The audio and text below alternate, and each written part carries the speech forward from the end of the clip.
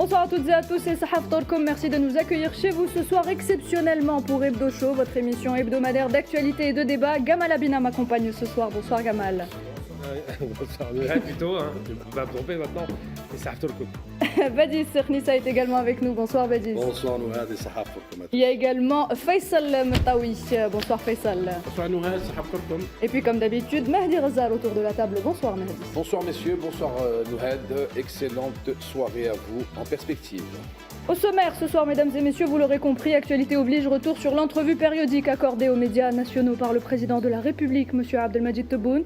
Une interview riche qui revient sur plusieurs dossiers de l'actualité brûlante du moment. Un entretien auquel nous accorderons la majeure partie de ce numéro spécial. Stress hydrique, lutte contre la spéculation, stabilité nationale, mais aussi crise avec la France, relations avec le reste de l'Europe et stratégie algérienne pour l'Afrique. Autant de sujets que nous tenterons de décortiquer ce soir en compagnie de mes chroniqueurs. Et puis en dernière partie, Nariman Zekar nous rejoindra pour parler d'un tout autre sujet. On s'intéressera avec elle aux mesures d'audience à quelques jours de la fin du mois sacré de Ramadan. Elle sera accompagnée de Badis Khaldi, fondateur de la start-up algérienne Audimatic.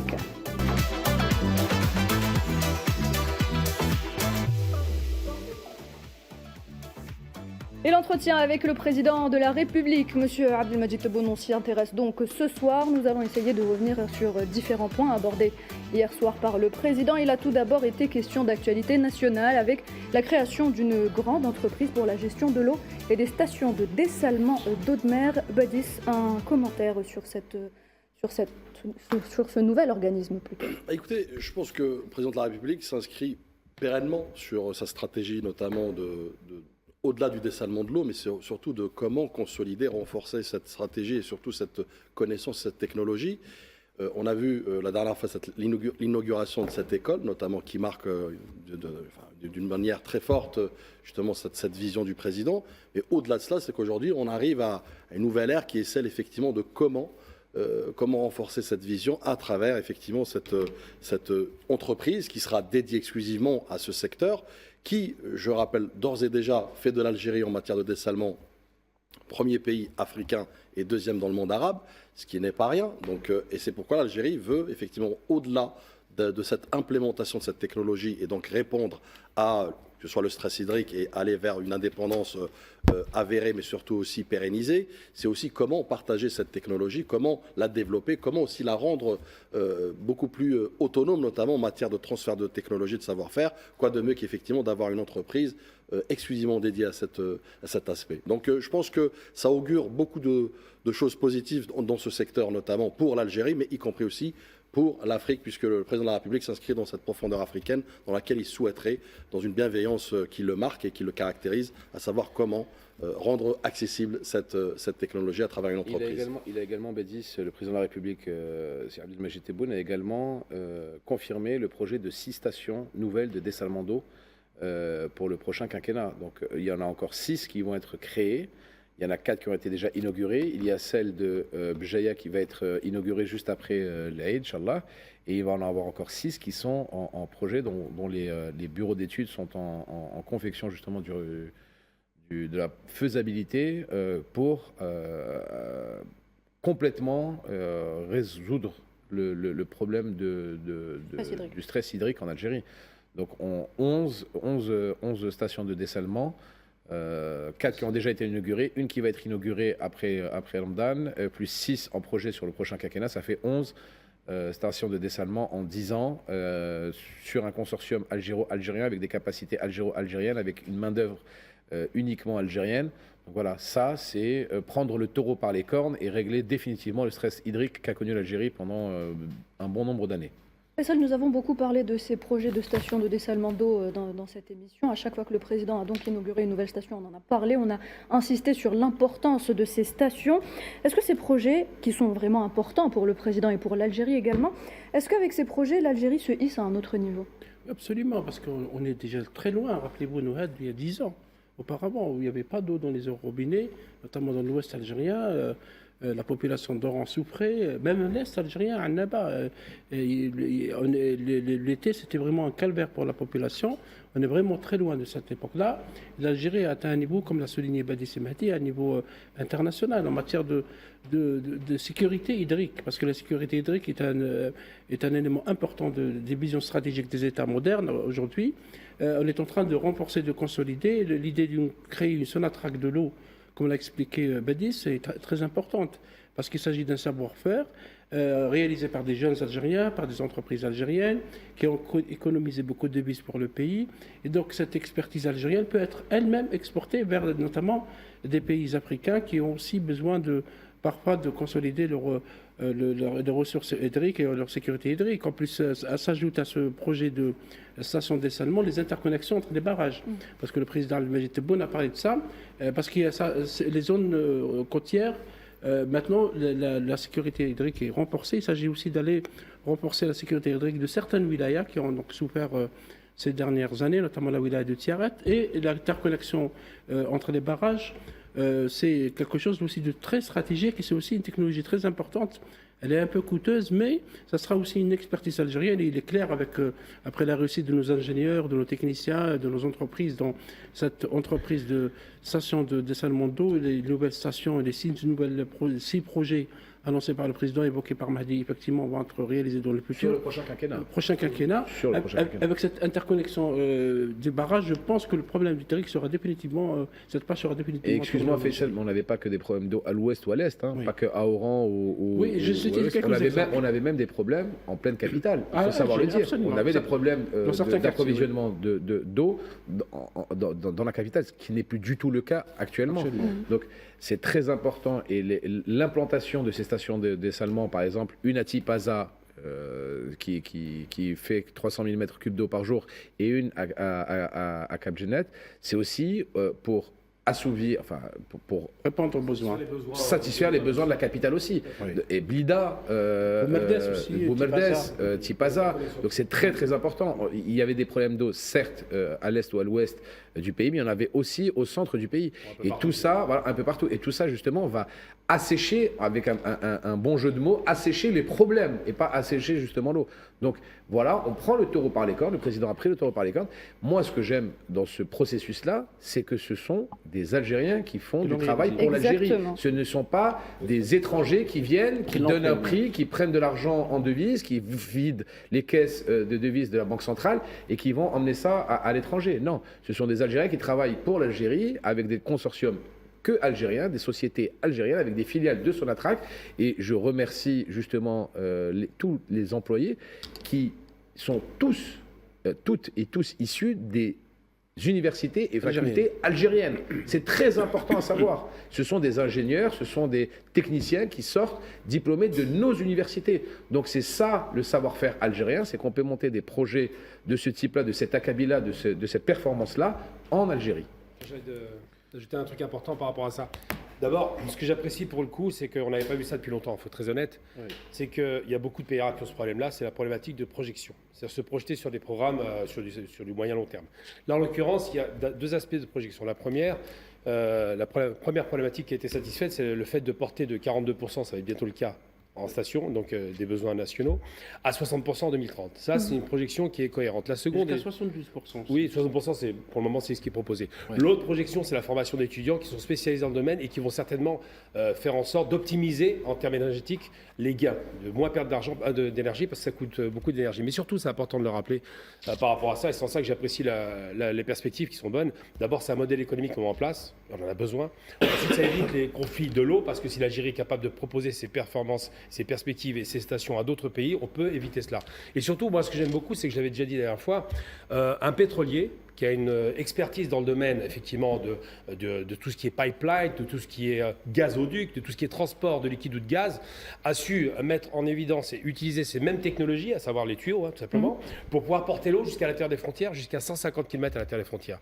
Ça, c'est quelque chose d'intelligent, parce que jusqu'à présent, les pétroliers et les gaziers ne s'occupaient pas de cela. Maintenant, ils vont sur la question de l'eau avec une expertise déjà connue et reconnue. C'est-à-dire qu'on n'a pas besoin de réapprendre cela. Et ce qui est intéressant, c'est que ce modèle économique, cette nouvelle structure, qui va être certainement une dépendance de Sonatrach, mais qui va être une hyperstructure nouvelle, permettra à l'Algérie de donner à la fois un nouveau modèle économique, une nouvelle base par rapport à ces pétroliers qui vont nous imiter, mais surtout la possibilité de vendre ces qualités au-delà du pétrole et du gaz. C'est en ça que je dis aujourd'hui, il y a une vraie réussite, il y a une vraie projection, il y a une vraie rationalisation des moyens algériens au profit effectivement de la population, mais aussi de l'Afrique. Tu sais, Gamal, pour aller dans ton sens, pendant ces 5 dernières années et jusqu'à aujourd'hui, on a fait, le président de la République et le gouvernement algérien ont fait une sorte de développement dans l'investissement dans la production de l'eau, d'accord, pour s'autosatisfaire et pour avoir une sécurité hydrique. Aujourd'hui, lors du Conseil des ministres, le président a décidé aussi de passer à l'électricité. Oui. Donc aujourd'hui même, nous sommes aujourd'hui le 23 mars, le président de la République a instruit son gouvernement de développer l'investissement dans la production de l'électricité et orienter l'excédent vers l'exportation. Donc imaginez-vous que on est tous Algériens et Algériennes autour de la table. Il y a de ça 15 ans, on avait des coupures d'électricité. Oui, on avait des délestages d'électricité importants. Vous vous rappelez qu'on disait qu'il ne fallait pas allumer la clim de telle heure à telle heure, il fallait baisser les consommations d'électricité.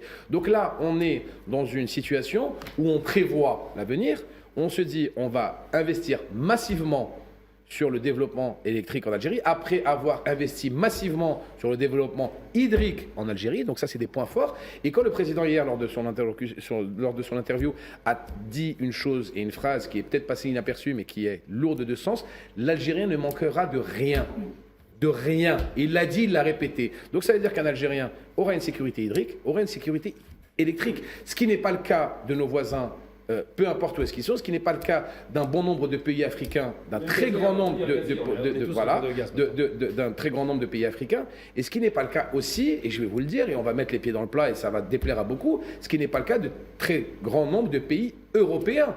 Moi, résidant une partie de l'année en France, comme Badis et Gamal, on a eu sur les plateaux de télévision, vous vous rappelez très bien, par rapport à l'électricité, par rapport aux centrales nucléaires, où il y avait des possibilités de baisser la consommation électrique de chauffage en plein hiver, donc d'avoir froid en hiver, de baisser la consommation électrique en hiver en chauffage, parce qu'ils n'avaient pas les capacités pour combler la demande d'électricité dans un pays qui est la 6e ou la 7e puissance mondiale. Donc n'oubliez pas, et ça c'était il y a un an seulement, Donc là, on est dans une autosuffisance hydrique, on va vers une autosuffisance électrique, qui plus est, le surplus, on va pouvoir l'exporter et gagner avec des devises. Eh bien ça, c'est un plan visionnaire. On va sur le long terme. Ce n'est pas du bric-à-brac où on construit du jour au lendemain. On a une vision gouvernementale. Alors cette vision gouvernementale, on en parle justement. Le président de la République a réaffirmé hier sa détermination à lutter, messieurs, contre la spéculation. Fléau donc qui ronge la société. Il s'engage également à soutenir la production nationale. On l'écoute et on revient. احنا في انتظار ما يكون فيه وعي. اليوم الوعي راه يربح مساحات. اليوم اغلب الشباب نضاف خاطيهم كاع هاد لا سبيكولاسيون خاطيهم هذا. فيه يعني تصرفات موروثة من الزمن البعيد. يعني اللي يقدر يدي حاجة يدي، اللي يقدر يخلط. Mais il faut punir par la loi. واليوم القانون راه يعاقب عقوبات صارمة. يعني الإنسان اللي هاز الماكلة نتاع المواطن ودايها ما الحدود ممكن يجيه 30 عام سجن. يندم هو ويضيع أولاده ويضيع رزقه ويضيع كل شيء. يخمم فيها قبل ما يديرها.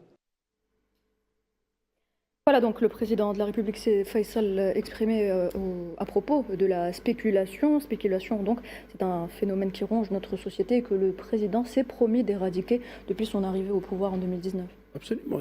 Il s'agit de la spéculation illégale parce que sur les produits notamment alimentaires, comme on a constaté ce Ramadan et nos amis téléspectateurs l'ont constaté notamment pour la banane, et vous avez vu que le ministère du Commerce a réagi vite à ça. Il y a une liste d'entreprises qui vont être sanctionnées sur base de la loi, parce que l'Algérie a adopté une loi anti-spéculation qui est très sévère par rapport à ça, parce que nous parlions du passé tout à l'heure par rapport à l'eau, parce que par le passé, l'économie algérienne a beaucoup souffert de ces phénomènes qui reviennent souvent parfois à l'occasion du mois de Ramadan. On spécule sur les produits et évidemment c'est consommateurs. C'est important parce que faut expliquer une chose, parce qu'il ne faut pas passer à côté. Je vous coupe 2 secondes simplement. La spéculation, parce que beaucoup de gens se font du délire dans la tête en pensant qu'on manque de produits. C'est pas qu'on manque de produits. C'est que les produits sont cachés volontairement pour les raréfier, pour créer le principe de rareté. La rareté faisant augmenter les prix, mécaniquement, ça pose problème. Il n'y a pas de problème de banane, il n'y a pas de problème de lait ou je ne sais quoi.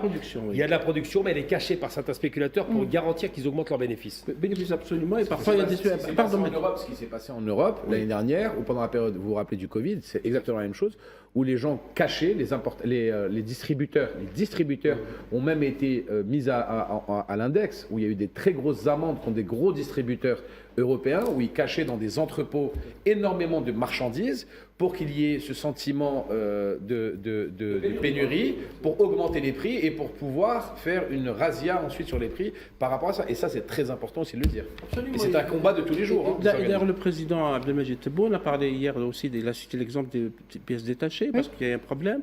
Et les gens, effectivement, comme l'expliquait Mahdi Gamal, ont tendance à stocker pour augmenter les prix. Et là, il y a une loi maintenant qui attend ces personnes qui veulent profiter sur le dos du simple consommateur, mais aussi le chef de l'État parle aussi d'un autre phénomène qui malheureusement apparaît chaque ramadan, c'est le gaspillage.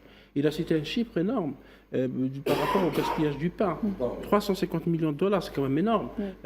C'est le chiffre de l'année passée. L'Algérie importe du blé dur, du blé tendre, et l'engagement du président est justement d'arrêter l'importation du blé dur au moins durant cette année. Et en même temps, on lutte contre la spéculation, mais en même temps, il faut lutter sur le gaspillage parce qu'il s'agit aussi d'économiser de la devise et protéger la production nationale. Il a renforcé. Et tout le monde aura remarqué, et on en a parlé longuement dans cette émission, que le produit algérien, et surtout le produit agroalimentaire, se sont améliorés sur le plan qualité, sont compétitifs, sont demandés au marché extérieur. Oui. Et là, le chef de l'État s'est engagé justement à soutenir les opérations d'exportation parce qu'il s'agit aussi de sortir du pétrole, de ne plus dépendre, comme il a dit, du prix du baril de pétrole. Adis Nissa, est-ce qu'il y a aujourd'hui un lien entre la lutte contre la spéculation et la promotion de la production nationale? Complètement. Et d'ailleurs, j'aimerais revenir sur la spéculation, enfin en tout cas les propos du président de la République sur la lutte qui en a fait un cheval de bataille. Il faut rappeler que ce que j'ai qualifié de trio disruptif. Le trio disruptif, c'est quoi? C'est la spéculation, la corruption et la bureaucratie. Oui. Ce sont là 3 leviers fondamentalement liés et puis surtout qui, aujourd'hui, ce sont des obstacles dont le président lui-même, personnellement, avait à maintes reprises qualifié effectivement de force contraire et qui surtout, je dirais, bloque un tant soit peu l'évolution et en tout cas le développement de l'Algérie. Je reviens sur la spéculation. La spéculation, effectivement, ça a été rappelé tout à l'heure, la réification du produit, mais au-delà de ça, la spéculation en Algérie, elle revêt un autre caractère qui est un peu plus particulier. C'est une spéculation parfois qui est propre à un appât du gain des commerçants notamment, parce qu'effectivement, là on l'a vu récemment pour les bananes, il y a une spéculation qui est, rappelons-le, le président aussi l'a rappelé à maintes reprises, c'est une spéculation préméditée par des forces obscures qui essayent effectivement de créer, parce que qui dit spéculation dit distorsion sociale, dit instabilité sociale, donc un manque. Et donc, vous voyez bien qu'il y a véritablement un projet, un dessein pernicieux derrière machiavélique pour pouvoir justement, et on l'a vu au début d'ailleurs du premier mandat du président de la République, où c'était, je dirais, d'une manière conséquente et présente quasiment au quotidien. On a pu aujourd'hui effectivement avec des leviers notamment je dirais juridiques, judiciaires, puisque le président de la République avait même rappelé les 30 ans de risques justement encourus pour tout spéculateur notamment de produits algériens. Et donc ce qui a fait une espèce de dissuasion. Malgré cela, bien évidemment, l'État reste très proche notamment de ce dossier, puis surtout aussi très rigoureuse, notamment en matière de suivi. Maintenant, effectivement, on ne peut pas le décorréler, comme vous l'avez dit, avec le Made in Algérien, la production algérienne. Puisque nous ne pouvons pas aujourd'hui se permettre de rentrer dans l'ère de l'ultra-exportation, puisqu'on a inversé la cadence, on est parti de pays importateurs vers un pays potentiellement exportateur sur plusieurs produits, et pas que d'ailleurs les produits alimentaires, on peut parler de l'industrie et autres. Donc, mais pour cela, on a besoin d'assainir le contexte, l'environnement, notamment de la production, de la commercialisation, aussi du marketing du produit, pour permettre demain de pouvoir cocher toutes les cases et surtout aussi avoir cette attractivité à travers un produit fini, je dirais, accessible à tout le monde, d'abord sur le marché national, mais aussi également international. Mais ça, la loi de l'offre et de la demande, c'est ça. En fait, tu as de la demande, tu n'as pas d'offre, Donc automatiquement, le prix augmente. Et ça, je vous le dis, excusez-moi, mais c'est les résidus de la SABA. La SABA utilisait ces méthodes-là. Mais excusez-moi, on se dit les choses, on est sur les deux shows algériens. Ici, on est entre Algériens, on se dit les choses. Les SABA utilisaient ces méthodes-là. Ces méthodes-là pour avoir plus de demandes que d'offres, donc pour augmenter le prix au prix qu'ils veulent, pour gagner plus d'argent personnellement. Et qui est victime de ça ? C'est la population, c'est le peuple. Donc c'est ça qui est dangereux. Excusez-moi, mais moi je le dis. Au-delà de l'appât du gain, parce qu'il y a aussi effectivement des raisons économiques, mais je reviens sur l'aspect aussi de déstabilisation. Donc ça relève en fait à une affaire de sûreté nationale. Donc les méthodes pures et dures de l'Aïsaba. C'est une stratégie nationale. C'est une stratégie qui est pour le commun des mortels, qui est financière, pour gagner plus d'argent, pour se remettre plein les poches, parce que justement, ils sont en termes de monopole, on va dire, du produit, donc ils peuvent mettre le prix qu'ils veulent et gagner l'argent qu'ils veulent. Et en termes de déstabilisation politique, c'est aussi... Il faut donner un mot pour ça. Ça s'appelle les harkis de l'économie. Quand quelqu'un spécule sur le dos du peuple algérien, qu'il met en difficulté, et que le plus pauvre est en difficulté, c'est pas acceptable. Et c'est en cela qu'il faut rappeler une chose, c'est qu'un État fort, à mon sens, protège les faibles. On n'est pas des ultralibéraux. On ne marche pas sur les faibles, sur les pauvres, sur les malades. Donc c'est vrai que ces spéculateurs doivent être poursuivis pour ce qu'ils font. Il faut être sans pitié. À l'époque, c'était de l'import-import. Maintenant, on produit de la richesse. Il faut faire en sorte que cette richesse soit répartie de façon équitable. Tout à l'heure, on était au centre commercial, par exemple, la viande à 1200 dinars, c'est pas mal. Il n'y a pas que ça. Il n'y a pas que ça. Il y a aussi, si vous permettez, Badis, il y a aussi la contrebande. Et le président en a parlé aussi hier, parce qu'il y a aussi des bandes qui sont organisées aux frontières dans le sud algérien, qui sont bien protégées d'ailleurs par notre armée, la frontière de l'Est et de l'Ouest, et qui profitent des prix plus ou moins soutenus par l'État algérien pour faire vendre les produits dans les pays voisins. C'est un véritable problème. Et vous parlez de l'organisation de la punairie, parce que la punairie est organisée pour des raisons politiques parfois. On a vu le cas le plus flagrant, c'était la semoule durant la Covid. Au moment où les Algériens souffraient, il y avait la crise sanitaire de la Covid, il y avait des gens qui spéculaient sur la semoule pour créer l'attention dans le pays. Sur l'huile aussi. Messieurs, je ne sais Vous pas si vous rappelez pas avez qu'il vu... y avait un manque d'huile en Europe et qu'on trouvait de l'huile algérienne dans les supermarchés européens pendant le Covid. Mais ça, c'est pourquoi ? Parce que certains préféraient vendre en euros qu'en dinars à leur propre peuple. C'est un fait. Mais ça, je vous le dis, c'est les résidus de la SABA. C'est exactement les mêmes méthodes mafieuses qu'utilisaient les SABA dans un autre temps. Et le président est contre ça et il est très sévère. Et il faut que le gouvernement soit sévère contre ces pratiques-là. Messieurs, il y a cette information qui est tombée tout à l'heure, un récent rapport de Allianz Trade, leader mondial de l'assurance crédit, qui classe l'Algérie parmi les économies les plus résilientes d'Afrique du Nord. Est-ce une preuve, selon vous, du succès des réformes structurelles engagées par l'Algérie, notamment par le président Abdelmadjid Tebboune ? C'est une preuve incontestable. De toute façon, les chiffres parlent d'eux-mêmes. Tu sais, quand tu es financier de la Banque des BRICS, quand tu prêtes de l'argent au FMI, quand tu n'as pas de dette extérieure, quand tu arrives à avoir un matelas très confortable au niveau de tes devises, c'est automatiquement une gestion, on va dire, de chef de famille, pas de chef de gouvernement. C'est une gestion de bon père de famille où tu protèges ton matelas comme sécurité. Tu dépenses, tu gagnes 100 $, tu en dépenses 50, tu en réinvestis 30 et tu en caches 20 dans tes économies. C'est ça le bon père de famille. Le bon père de famille, c'est pas quand il gagne 100 $ qu'il en dépense 120. Pas du tout. Et donc, on voit depuis 5 ans des choses qui sont faites, justement, et des actions économiques qui sont faites pour protéger la souveraineté économique de l'Algérie. Parce que, je vous le dis, tous les pays qui ont eu des problèmes sur les 20, 30, 40 dernières années, c'est parce que leur caisse était vide et ils ont été sous le diktat d'organismes mondiaux monétaires. Ils ont été sous le diktat de puissances étrangères qui leur a prêté de l'argent à des taux d'intérêt qui sont juste dingues et qui n'arrivaient plus à payer leur crédit et que pour ça ils devaient vendre, excusez-moi l'expression, mais les bijoux de famille de leur économie, les bijoux de famille. Quand vous voyez que la Sonatrach est une entreprise nationale, qu'elle n'appartient pas à des investisseurs étrangers, même en actionnariat, et ben les bijoux de famille sont préservés pour les Algériens, les Algériennes et les Algériens. Messieurs, on va continuer à en parler dans quelques instants.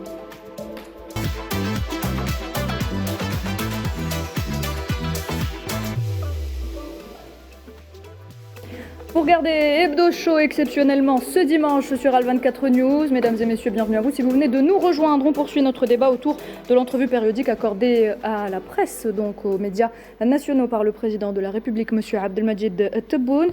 Et on passe à présent, messieurs, à la production de gaz naturel. L'Algérie entend doubler sa production de gaz naturel en 5 ans. Le président Abdelmajid Tebboune a rappelé que l'Algérie est un fournisseur de gaz fiable pour l'Europe. On l'écoute. L'Algérie, même sans le gaz du Nigeria, nous sommes en train de faire nos propres découvertes. Je me suis engagé sur pratiquement en 5 ans, presque doubler, si possible, la production de gaz dans le désert. Et l'Europe actuellement est sécurisée. Nous sommes un pourvoyeur de gaz pour les pays européens très fiable, quelles que soient les difficultés passagères de mésentente, tout ça, on ne touche jamais à ça, parce que ça va chez les peuples, pas chez la classe politique. Donc c'est un pays qui est demandé, dans la production est demandé. Nous sommes en train, le principal client, c'est l'Italie. L'Italie, on leur a permis de nous vendre des voitures. C'est ça les échanges. Les liens sont assez étroits avec l'Italie. Des échanges gagnant-gagnant. Gagnant-gagnant. Nous sommes sur un 3e pipe qui, dont l'étude va se terminer, où on va exporter l'hydrogène, l'électricité non conventionnelle et peut-être même de l'électricité conventionnelle. Tout ça, on le fait dans un grand pipe pour l'Allemagne et pour l'Italie. Voilà, donc Badis Renissa, l'Europe aujourd'hui sécurisée grâce au gaz algérien. Tout à fait, c'est le moins qu'on puisse dire, puisque l'Algérie a démontré, même en période de Covid, en période de crise, qu'elle a été toujours cet acteur fiable en matière d'approvisionnement énergétique. On l'a vu par rapport à l'Espagne, on l'a vu par rapport à l'Italie, on le voit par rapport à d'autres pays. Et au-delà de ça, c'est-à-dire que l'Algérie aussi s'inscrit à travers la vision du président de la République, Abdelmajid Tebboune, dans une vision stratégique, de prospective énergétique, puisqu'il a été question effectivement de doubler la production en matière de volume. Donc ça veut dire en amont plus d'exploration, mais surtout aussi d'optimisation. Et quand je parle d'optimisation en énergie, et on ne peut pas le décorréler d'ailleurs, c'est là où c'est intéressant par rapport aux résultats aujourd'hui, par rapport à ce qu'on a vu pour le Conseil des ministres, à savoir développer l'énergie verte, l'énergie renouvelable, l'électricité également algérienne, et Dieu seul sait qu'on a toutes les potentialités, en plus plusieurs sources éternelles et renouvelables, à savoir le solaire, l'hydraulique et autres. Voilà, exactement. Et pourquoi on ne peut pas le décorréler? Parce que si on parle de doubler le volume de production de gaz, il faut aussi, en toile de fond, se rappeler qu'effectivement, en Algérie, quasiment la moitié de notre gaz, en tout cas, est consommé par justement la consommation domestique, ce qu'on appelle. Donc, ce qu'il faut faire un travail de fond sur ça, et c'est pourquoi le président de la République, en mettant sur la table ce projet effectivement de production d'électricité, c'est aussi pour permettre d'alléger cette facture de consommation, notamment du gaz, pour mieux le répartir et surtout mieux le destiner à de l'exportation à terme. C'est très important puisqu'on parle de 50% du gaz destiné à la consommation domestique. Donc c'est pourquoi c'est aussi cet aspect notamment de énergie verte, et ça a été évoqué effectivement, il a évoqué les couloirs verts pour l'exportation, mais ça peut être aussi les couloirs verts pour notamment l'exportation énergétique, que ce soit sur la profondeur africaine, puisque Sonatrach s'exporte bien aujourd'hui, hein. On a vu à travers des pays africains, à travers la Libye, dans le domaine de l'exploration, dans le domaine de l'énergie avec Sonelgaz. Donc je pense qu'aujourd'hui, avec nos fleurons économiques comme la Sonatrach, comme la Sonelgaz et comme Naftal également, peuvent être des leviers notamment, d'abord pour pérenniser la consommation locale, mais surtout aussi pour l'excédent, pour aller vers l'augmentation de l'exportation de l'énergie, qu'elle soit gazière, pétrolière. Et d'ailleurs, j'en veux pour preuve, où je parle de vision et de stratégie du président de la République, il a évoqué cette question de raffinage. Le raffinage, notamment du pétrole, est très important parce qu'on parle de rentabilité, on parle de marge beaucoup plus conséquente que, par exemple, exporter un baril de pétrole. On le voit par rapport à l'essence où l'Algérie est devenue suffisante et puis elle produit son propre essence. Le diesel, le président l'a évoqué, ça sera courant de l'année 2025. Donc c'est dire qu'effectivement, on est dans une démarche de stratégie de développement, mais également parallèlement d'optimisation. L'Algérie a une valeur, Gamal, a une valeur diplomatique, et le président l'a clairement dit. L'Algérie ne remet jamais en cause la fourniture de gaz à ses partenaires européens, même s'il y a des mésententes politiques. C'est notamment le cas de la France. L'Espagne, à un moment donné, l'Espagne. Donc l'Algérie n'a pas remis ça. C'est-à-dire que l'Algérie, ce n'est pas un État voyou, contrairement à ce que dit une certaine extrême droite française, qui met du chantage par rapport à l'énergie. Tu parles d'Éric Ciotti qui sert à rien. Oui, qui sert à rien. Il n'a pas absolument, qui est marginal et qui n'a aucune. On est pendant le mois sacré du Ramadan, c'est péché de parler d'un mec comme ça. Mais il ne dira pas donc cette fiabilité de partenaires algériens est soulignée par tous les pays européens parce que l'Algérie est l'un des fournisseurs principaux de l'Europe avec la Norvège, la Russie, l'Azerbaïdjan et le Qatar. Et l'Italie est devenue effectivement un partenaire important parce qu'il y aura un axe qui est en train de se constituer, un axe énergétique. Rome, Vienne, Bonn, par rapport à l'électricité conventionnelle et non conventionnelle, l'hydrogène vert et le gaz, etc. Et ce qui est intéressant aussi, ce qui a été dit par le président hier dans l'interview, c'est que l'Algérie privilégie dans l'exploitation, comme l'avait dit Mahdi, des minerais qui sont exploitables. Oui, pas les terres rares, il a parlé du phosphate. Parce que le phosphate est un minerai qui va devenir de plus en plus important parce qu'il s'agit de produire des fertilisants pour les engrais, etc. Comme les terres agricoles, il faut intensifier la production. Donc c'est aussi un axe stratégique pour l'Algérie, notamment ce produit qui va être produit localement et également exporté. En plus, bien sûr, comme vous l'avez évoqué, Mahdi, du raffinage de pétrole qui permettra aussi à l'Algérie d'aller aussi vers d'autres marchés dans le plan de ce qui est très important, les chiffres ont tout leur poids. L'Algérie occupe aujourd'hui le 7e rang mondial et le premier rang africain en termes de capacité de production de gaz liquéfié JNL avec 25,5 millions de tonnes par an. De plus, 52,4 milliards de mètres cubes exportés en 2023. Les chiffres sont exceptionnels. L'Algérie est un pilier du gaz mondial. Elle a toujours été, mais là, elle l'est encore plus. Et écoutez bien la phrase du président Tebboune, les nouvelles découvertes, ce sont des nouvelles découvertes. C'est-à-dire que le président veut doubler la production de gaz avec des nouvelles découvertes. Pas de gaz naturel, avec des nouvelles découvertes, pas avec des puits déjà exploités. Ouais. C'est très important, c'est-à-dire qu'on n'est pas en train d'accroître la consommation, la production des puits qui sont déjà existants, mais ce sont de nouveaux puits que nous sommes en train de faire par rapport à des nouvelles découvertes qui vont être exploitées. Donc c'est ça qui est très important. C'est nous continuons, on ne dort pas sur nos lauriers en continuant à pomper ou à développer le gaz qu'on a déjà. Non, on continue et Sonatrach continue son exploration pour trouver des nouvelles réserves de gaz pour encore accroître sa production. Donc là, on est le 7e. En doublant, on va continuer à grappiller des places. On est le premier africain et je pense qu'on va gagner sur l'échiquier mondial pour être dans le top 3 ou le top 5. Gamal Abina, j'ai une question, 2 minutes. Oui, Faisal, je pose juste ma question à Gamal Abina. Est-ce qu'on peut dire aujourd'hui que la politique économique mais aussi énergétique du président Abdelmadjid Tebboune prend un tournant décisif en ce début d'année 2025 ? Alors je ne dirais pas qu'il a inventé le développement du gaz et du pétrole parce que ça préexistait évidemment. Il y a une rationalisation qui s'est faite dès le début de la Révolution, ce qui est extraordinaire. Ce qu'il a développé lui, c'est l'accélération de cette rationalisation. Pourquoi ? Parce que on dormait sur nos lauriers, ça a été dit. On est resté un petit peu au repos. On n'avait pas tous ces grands projets, par exemple, d'interconnexion avec le Nigeria, ce qui est quand même une grande réussite parce que ça va porter incroyablement à l'exportation du gaz en plus. Mais surtout, ce que je dirais simplement, c'est qu'il ne faut pas oublier une chose qui est une vraie fierté nationale. Nous ne sommes pas les principaux producteurs du gaz et pétrole d'Afrique.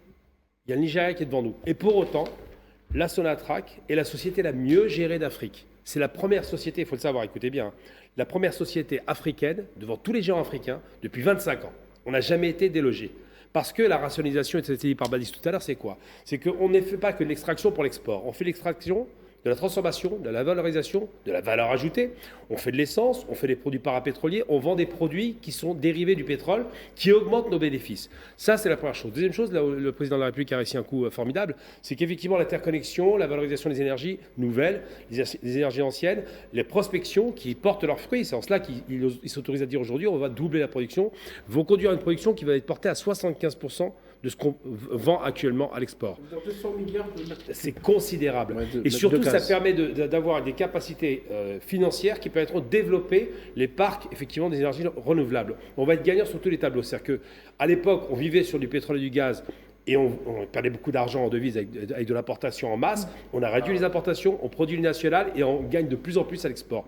Tout ça, c'est une vision stratégique et rationnelle qui fait que le pays aujourd'hui est un pays qui fonctionne de façon, j'allais dire, rentable, comme ce n'était pas le cas à l'époque. Et le gaz peut servir aussi à la production de l'hydrogène vert, comme vous le savez, mais également l'électricité. Effectivement, comme l'a souligné Badi Semadi, c'est que actuellement nous produisons à peu près 137 milliards de mètres cubes de gaz naturel. Premier en Afrique, on est en gaz naturel pour production. Et on va augmenter à 200 milliards dans les 5 prochaines années, ce qui peut nous dont 52 milliards exportés. Exportés, oui. 52 milliards exportés. On sera parmi les 5 ou les 6 premiers au monde. Un dernier mot concernant l'économie, Badis, avant de passer au volet politique. Abonder sur ce qui a été dit, effectivement, à juste titre, c'est que je reviens un peu dans la chronologie, il y a quelques semaines, où Sonatrach a signé un mémorandum aussi avec Chevron pour l'exploration offshore. C'est très important aussi. Et ça, c'est au fait d'une exploration qui intervient dans une technologie nouvelle, dans laquelle on a besoin effectivement de s'associer à des mastodontes comme Chevron.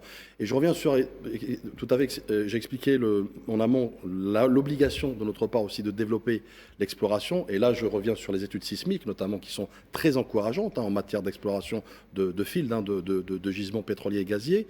Et je rappelle aussi, et je conclurai là-dessus, que des explorations qui sont faites à 100% Sonatrach, 100% de savoir-faire algérien, contrairement à ce qui a été fait par le passé.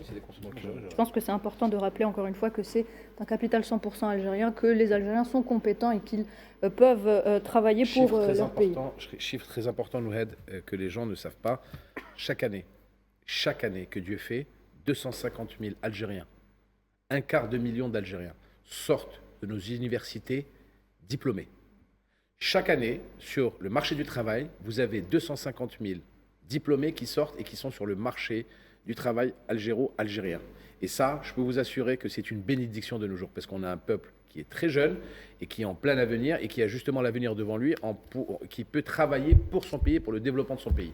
Et donc tout ça, grâce à toutes les universités où on a partout sur les 58 wilayas, grâce au développement sur l'éducation nationale, où nous continuons à développer des infrastructures universitaires, des infrastructures d'intelligence artificielle, des infrastructures d'intelligence artificielle par rapport à l'énergie, par rapport à tous les domaines, c'est très important de savoir que nous avons la main-d'œuvre. Parce que qu'est-ce qui manque à la vieille Europe aujourd'hui ? C'est que la vieille Europe, d'où le nom de vieille Europe, elle vieillit. Elle n'a plus le capital jeunesse pour justement continuer à développer ses industries et ses infrastructures. Et quand tu mises sur la scolarité, quand tu mises sur les infrastructures universitaires, quand tu mises sur les infrastructures de la jeunesse pour justement développer et pour donner un bagage professionnel à ces étudiants et qui sortent diplômés des universités algériennes et qui travaillent pour des grands groupes algériens pour le développement de son pays, c'est ça la fierté de l'Algérie. Juste un chiffre pour donner une idée. Un chiffre, après on passe un chiffre, mais c'est fascinant. Au volet politique. J'ai fait une comparaison avec tout le reste de l'Afrique. L'Algérie est le pays africain qui a le plus d'universités sur toute l'Afrique. Oui. Afrique du Sud inclus, 117 universités. C'est extraordinaire, les moyens mis à disposition. Et dans toutes les wilayas. Comment le plus de diplômés, femmes. Absolument, mais c'est considérable. C'est-à-dire que vraiment, ils ont mis des moyens considérables parce que, contrairement à certains pays ultralibéraux, l'Algérie parie sur sa population jeunesse, et pas sur son élite. Exactement, sur sa jeunesse. Tout à fait. Très bien. C'est bon. C'est des universités publiques, Tout à fait, pas privées. et gratuites. Et gratuites. Et voilà, bien, messieurs. sponsorisées, financées Par l'État. intégralement par l'État, et les étudiants sont complètement choyés dans leur... Ils ne pensent qu'à une chose, à leurs études et à la réussite de leur diplôme. On passe donc à présent au volet politique, messieurs. Le président de la République a évoqué le dialogue national, la liberté d'expression et au sujet de la stabilité et de l'unité nationale. Abdelmadjid Tebboune a été ferme, il a souligné que toute personne qui portera atteinte à ces principes sera sanctionnée. Regardez. خليهم يقولوا ما يرضوش عليك لن يرضوا عنك حتى تتبع ملتهم يعني تسمح في شخصيتك وتسمح في أصلك وتسمح في ثقافتك وتمشي لهم يتبناوك هذا هو واليوم ما كانش بلاد فيها الحرية الاقتصادية كما الجزائر يوريني كان لا بيروقراطية ولا كذا حتى اللي يحاول يعني يعرقل ممكن يلقى روحه قدام القاضي قاضي التحقيق أولا حرية التعبير إذا كان الشتم والتجريح والتنويه والتشويه نتاع عائلات وبنات وولاد وهذه ما كانش ماهيش هذه الحريه رافضينها احنا. تقاليدنا وثقافتنا تمنع هذا الشيء. ما تبقى تفضل تفضل. انا ما منعش انسان اللي يقول لا لا لا استيرادك هذا ضروري ولا هذه علاش نديروها ماذا بينا. تفضل. حريه التعبير لمنطقه كامله قال كنتوا غلم وليتوا بقري. هذه مش حريه التعبير هذه. هذا الشتم هذا زعزعة الاستقرار الوطني، زعزعة المس باللحمة الوطنية. وهذه نحاربها أنا، ما لنا أصولنا ماشي هذه هي. حرية التعبير اللي تخلي بلاد تتفركت، كل واحد يسب في منطقة والآخر هكا لقيت البلاد أنايا. اليوم ممنوع الوحدة الوطنية تمسها تدقدق. هذا هو. كل الجزائريين أي منطقة تركز على الخصوصيات تخلصها، لأن راك عميل، راك طابور خامس، تمس الوحدة الوطنية، تمس الوحدة الثقافية، تمس هذا. Avant de reprendre sur le sujet de l'interview du président de la République, pour continuer et finir le dossier par rapport aux étudiants algériens, le ministre de l'Éducation nationale, Mohamed Sril Sadawi, a aujourd'hui communiqué sur la décision du président de la République, M. Abdelmajid Tebboune, concernant l'intégration de 82 410 enseignants contractuels dans les différents cycles d'enseignement, ce qui porte le nombre à 144 410 enseignants intégrer tous cycles confondus. Donc quand on dit qu'il y a un véritable enjeu et une véritable volonté politique pour l'intégration des jeunes étudiants et justement pour leur donner tous les moyens à travers justement ces enseignants, voilà la preuve. Aujourd'hui encore un communiqué du ministère de l'Éducation nationale et à sa tête M. Mohamed Sril Sadawi. Très bien, merci Mahdi. On en revient donc à ce que vient de dire Monsieur le Président de la République. Badir Knissa, l'Algérie, l'État algérien aujourd'hui est intransigeant face à l'atteinte à la stabilité et à l'unité nationale, mais aussi aux valeurs de la société. Tout à fait. Il faut rappeler un point fondamental qui est celui de l'unité nationale. L'unité nationale, c'est quelque chose de sanctuarisé, c'est sacré. Et d'ailleurs, c'est pour tous les pays, puisque quand on essaye de s'attaquer à un pays, c'est vers son unité nationale, vers sa cohésion qu'on s'attaque en premier, à commencer par sa jeunesse, commencer par faire... intégrer de la drogue, on pourra en parler, donc avoir des leviers un peu pernicieux pour pouvoir déstabiliser notamment le socle qui fait que justement la société soit société et l'État soit un État fort, donc sa société civile. Et c'est pourquoi je pense que la liberté d'expression notamment qui a été évoquée par le président de la République, il ne faut pas l'interpréter à travers des prismes différents. La liberté d'expression, elle s'arrête là où commence celle de l'autre individu ou celle où commence celle de l'autre État. Donc c'est très important et c'est très fondamental de le dire. Après, d'un État à l'autre, chacun a ses modèles, chacun a son modus operandi, chacun a ses approches et, je dirais, ses sources. Il a évoqué d'ailleurs d'autres pays, effectivement, il y avait cette liberté d'expression à géométrie variable. Mais en tout cas, en ce qui concerne l'Algérie, je veux dire, cette stabilité, cette indépendance, cette souveraineté aujourd'hui, elle a été payée avec un lourd tribut. Le sang algérien a coulé par millions, justement, de martyrs. Donc on ne peut pas aujourd'hui la sacrifier à travers des motifs, je dirais, scarabreux, mais surtout aussi des motifs, je dirais, qui pourraient plus œuvrer à apporter un leitmotiv à d'autres pays qui essayent justement à travers cette instabilité, en tout cas tentative d'instabilité du pays à travers sa société, c'est de pouvoir justement aller in fine vers une explosion. Ce qui n'est pas le cas aujourd'hui. L'Algérie d'abord, elle a compris depuis quelques années, et elle a su le démontrer d'ailleurs à travers des tragédies, des jalons notamment qu'elle a vécu dans sa chair, que ce soit la guerre d'indépendance, et puis par la suite d'autres jalons.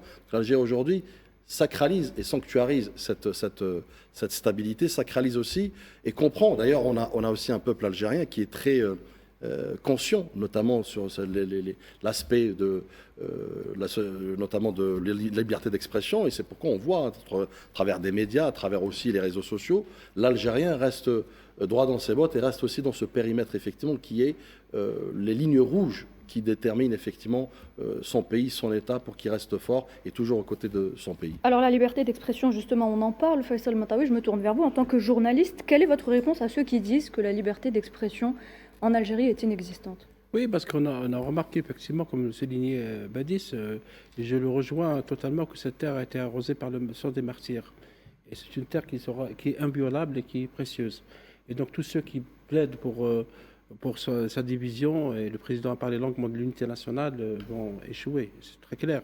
Disons oui, parce qu'on a vu, Nouhed, ce qui est intéressant, au-delà des 50 000 morts à Gaza, le martyr palestinien, Gaza a démontré, si vous voulez, a dévoilé le véritable visage de l'Occident. Elle l'a dévoilé totalement. On a vu comment les gens ont été interdits d'expression, interdits d'antenne. On a vu un Algérien, vous savez, parmi les Algériens touchés, entre guillemets, par les mesures d'éloignement, il y a un Algérien qui a exprimé publiquement son soutien, sa solidarité avec le peuple de Gaza, qui a été éloigné. Et on a parlé ça, atteinte à l'ordre public. Donc, si vous vous solidarisez avec Gaza, vous apportez atteinte à l'ordre public. On a vu aussi d'autres cas en Europe. C'est fatal, oui, absolument. Il y a des footballeurs, il y a des journalistes qui ont été obligés de démissionner. Il y a le cas de Jean-Michel Apathy, pour le citer, pour un autre cas, parce que parler des crimes coloniaux de la France en Algérie, c'est aussi presque interdit ou censuré. Jean-Michel Apathy a parlé de Radour sur Glane, ce crime commis par les nazis. Il y a le documentaire qui a été déprogrammé aussi. Documentaire sur les armes chimiques. Donc, vous voyez, la liberté d'expression, c'est à géométrie variable. Donc, quand ça concerne certains États, certains pays, notamment du Sud, parce que parfois, on nous voit toujours d'en haut, on a toujours insulté la presse algérienne, on a toujours insulté les journaux algériens appartenant à ceci, à cela. On a toujours insulté les médias algériens en essayant de les dévaloriser. Alors qu'on voit aujourd'hui, dans certains pays européens, à qui appartiennent les médias et comment ils sont orientés et comment des expressions qui peuvent être critiques ne sont pas admises. Donc peut-être que l'Occident, une partie de l'Occident, devrait cesser de donner des leçons par rapport à cette question de liberté d'expression. Faisal, Gamal, Badis et moi, nous intervenons très régulièrement sur des chaînes mainstream européennes et en l'occurrence françaises.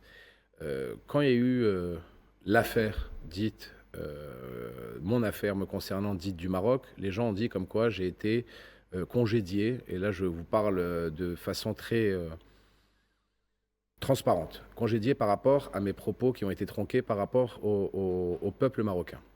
Ce qui est très important à savoir, cher Faisal, c'est que j'avais une cible sur le dos dans l'enceinte de BFM TV, et je la cite, et dans l'enceinte de RMC, du moment que j'avais défendu l'humoriste Guillaume Meurice par rapport à son renvoi de France Inter.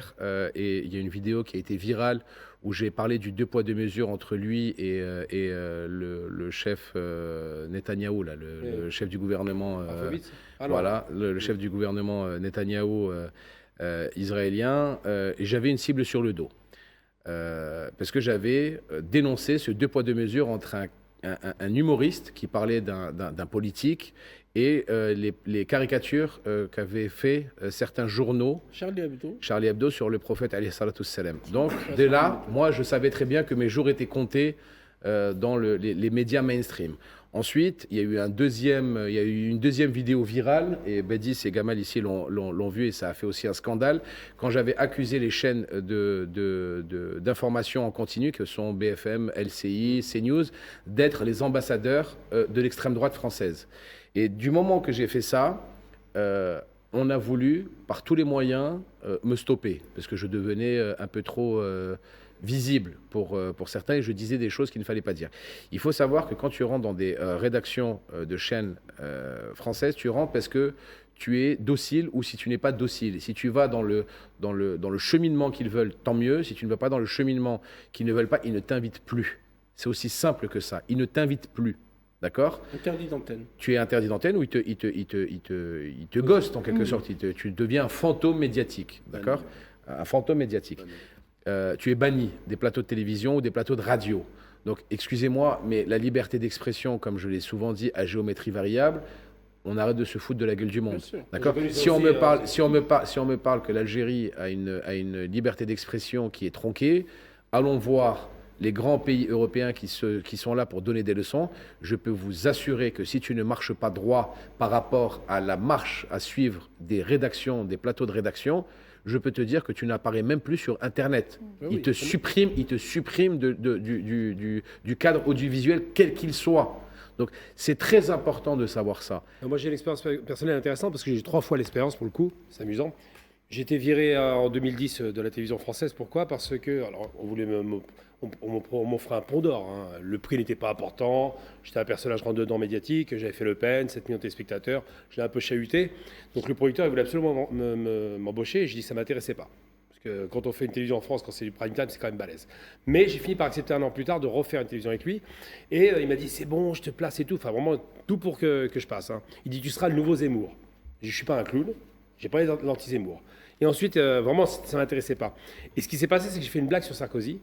Et là, le producteur s'est arraché les cheveux. Mais pourquoi tu as fait cette blague? Tu ne peux pas te moquer du président de la République, que je détestais. Et j'ai assumé. J'ai dit, on ne peut pas te recruter. Pas grave. Ensuite, par la suite, j'ai fait RT France. J'ai travaillé pendant quelques années pour RT France. Pareil, ils ont été censurés. On a tendance à l'oublier. Une chaîne qui n'a commis aucune infraction. Tous les médias russes ont été censurés. Censurés, mais RT France est particulier parce que vraiment, ils étaient dans les clous. Ils n'avaient aucun avertissement, rien. Ensuite, j'ai fait, parce que j'ai un copain qui travaille chez eux, j'ai fait Morandini. Bon. Qu'est-ce qui s'est passé? Une fois, je vais sur Canal Algérie, donc la chaîne concurrente, et je corrige un propos que j'ai donné sur Internet qui n'a pas été compris. Je faisais l'ironie sur le Hamas et je disais des sauvages, entre guillemets. Et après, j'ai corrigé sur Canal Algérie, je fais non, les sauvages sont en face, il faut être très clair. Eh bien, j'étais viré de tous les programmes, j'ai programmé sur 6 émissions, du jour au lendemain. C'est une casse qui est tombée, on ne veut plus de lui.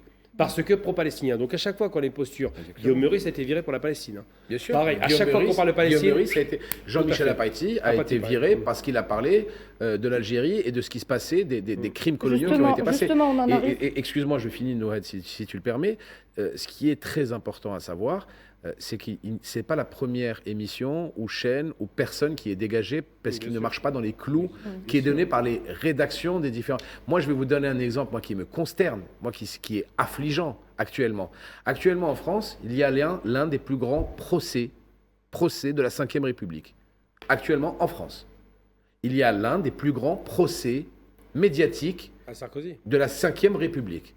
Il y a un scandale d'État d'un ancien président de la République qui est devant le tribunal pour corruption massive.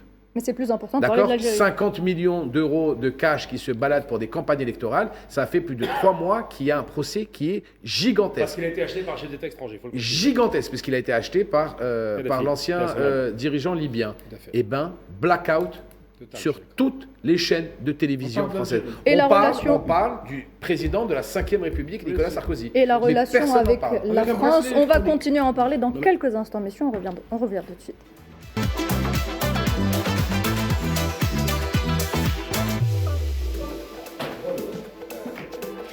Hebdo Show continue sur Al24 News, mesdames et messieurs, bienvenue à vous. Si vous venez de nous rejoindre pour cette troisième partie d'émission, on passe à présent aux relations franco-algériennes.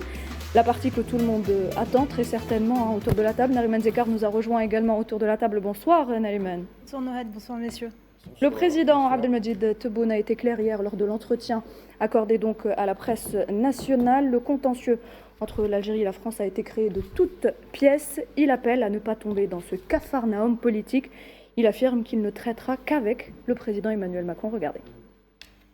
Dire 3 mots pour ne pas tomber dans ce brouhaha, ce capharnaüm politique qu'il y a actuellement là-bas. Nous, on garde comme point de repère, et unique point de repère pour moi, c'est le président Macron. On travaille ensemble. Il y a eu, c'est vrai, un moment d'incompréhension, mais il reste le président de la République française, le président de la Ve République. Et personnellement, tous les problèmes doivent se régler avec lui ou avec la personne qu'il délègue à juste titre, dont c'est les prérogatives, à savoir les ministres des Affaires étrangères, je ne fais pas d'embarras. Sinon, pour le reste, moi, en ce qui me concerne, le dossier contentieux créé de toutes pièces avec la France, il est entre de bonnes mains, il est entre les mains de quelqu'un de très compétent, qui a toute ma confiance, c'est le ministre des Affaires étrangères. C'est tout. Tout ce que je peux vous dire dans ce sujet-là. C'est 2 États indépendants, une puissance européenne, une puissance africaine. Les 2 présidents travaillent ensemble. C'est tout. Tout le reste ne nous concerne pas. Ce problème qu'on a avec eux, c'est le nettoyage des sites. aussi bien nucléaires que d'armes chimiques. Mais les armes chimiques, on sait qu'elles avaient été utilisées. Comme on savait que Ben Mehdi a été assassiné par Osiris, bon, ce n'est qu'après que la France officielle a dit qu'il a été assassiné, etc. Mais l'histoire, nous la connaissons, et tout ça m'amène à la question de la mémoire. On ne refait pas l'histoire, mais je pense qu'à force de mettre de la poussière sur le tapis, à la fin, ça devient irrespirable. Voilà, vous l'aurez donc compris, le président de la République est également revenu sur la reconnaissance des crimes coloniaux que l'Algérie donc réclame à la France, des crimes dont le peuple français a conscience aujourd'hui. Mahdi, comme vient donc de le dire Monsieur le Président. Moi, ce que j'aime bien avec les interviews et les déclarations du président de la République, Abdelmajid Tebboune, c'est qu'à chaque fois qu'il prend la parole, il casse Internet. Je vous explique pourquoi, parce que le mot Capharnaüm hier a été googlé 114 000 fois en 24 heures. Donc moi, c'est ça ce que j'adore. Je n'irai pas à Canossa. À chaque fois que le président de la République parle en français, il donne une leçon de français à la France. Donc c'est très important. Capharnaüm, ça veut dire quoi? Les synonymes de Capharnaüm: bazar, bric-à-brac, désordre, excusez-moi l'expression, bordel, méli-mélo. Donc ça veut dire qu'actuellement, il y a un véritable bazar dans le gouvernement français. Et il le dit, moi je ne vais pas m'abaisser, je ne vais pas baisser le niveau de l'Algérie. Je suis président de la République, mon alter ego et mon alter ego unique, c'est Emmanuel Macron, président de la Ve République, et président de la France de la Ve République. Maintenant, si Emmanuel Macron délègue, il doit déléguer à son ministère des Affaires étrangères, et nous, automatiquement, ça sera son alter ego, le ministre des Affaires étrangères, Si Ahmed Attaf, qui a toute la confiance du président de la République. Donc, clair, net et précis. Je suis désolé de vous le dire, il a fait tomber le micro quand il a dit ça. Il a mis tout le monde à sa place. Il a cassé la baraque, encore une fois. Les réseaux sociaux ne parlent que de ça, ne parlent que de la diplomatie et de la hauteur qu'a pris le président de la République hier lors de son intervention.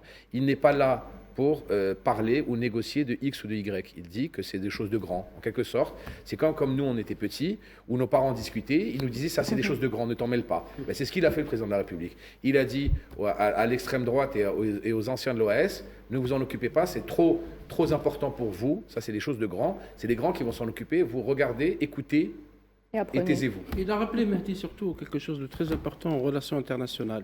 Dans les relations internationales, les politiques extérieures sont menées par les États, par les chefs d'État et par les ministres des Affaires étrangères.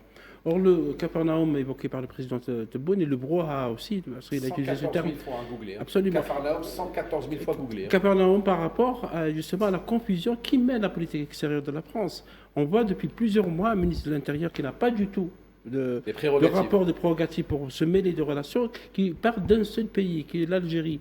Et tout le monde lui rappelle que, pour cette question pseudo du QTF, l'obligation de quitter les territoires français, que l'Algérie, il y a d'autres pays de la région qui sont concernés par ça. Or, il récidive, malgré les rappels à l'ordre du ministre des Affaires étrangères, même du président Macron, parce que le président Macron a évoqué dernièrement, on a senti une espèce d'apaisement dans son discours, qu'il y a une volonté de renouer le dialogue. L'Algérie n'a jamais tourné le dos au dialogue.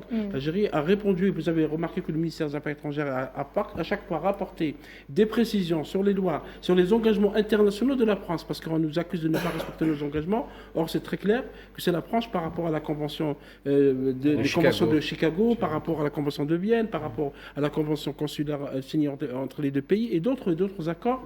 C'était toujours des rappels pour dire, voilà, si vous voulez avoir des relations internationales équilibrées, si vous voulez avoir des relations apaisées avec un pays important, indépendant et souverain et grand pays de la rive sud de la Méditerranée et de l'Afrique, il faudrait d'abord commencer par respecter vos engagements. C'était un peu le message du président. Faisal, hier, le président de la République a sonné la fin de la récréation. Il a remis les pendules à l'heure, il a remis, moi j'ai l'expression à chaque fois que je dis à chaque fois la même expression, il a remis la mosquée au milieu du Douar, au milieu du Douar, il a remis les pendules à l'heure, il a sonné la fin de la récréation, il leur a dit s'il vous plaît laissez les grands s'en occuper.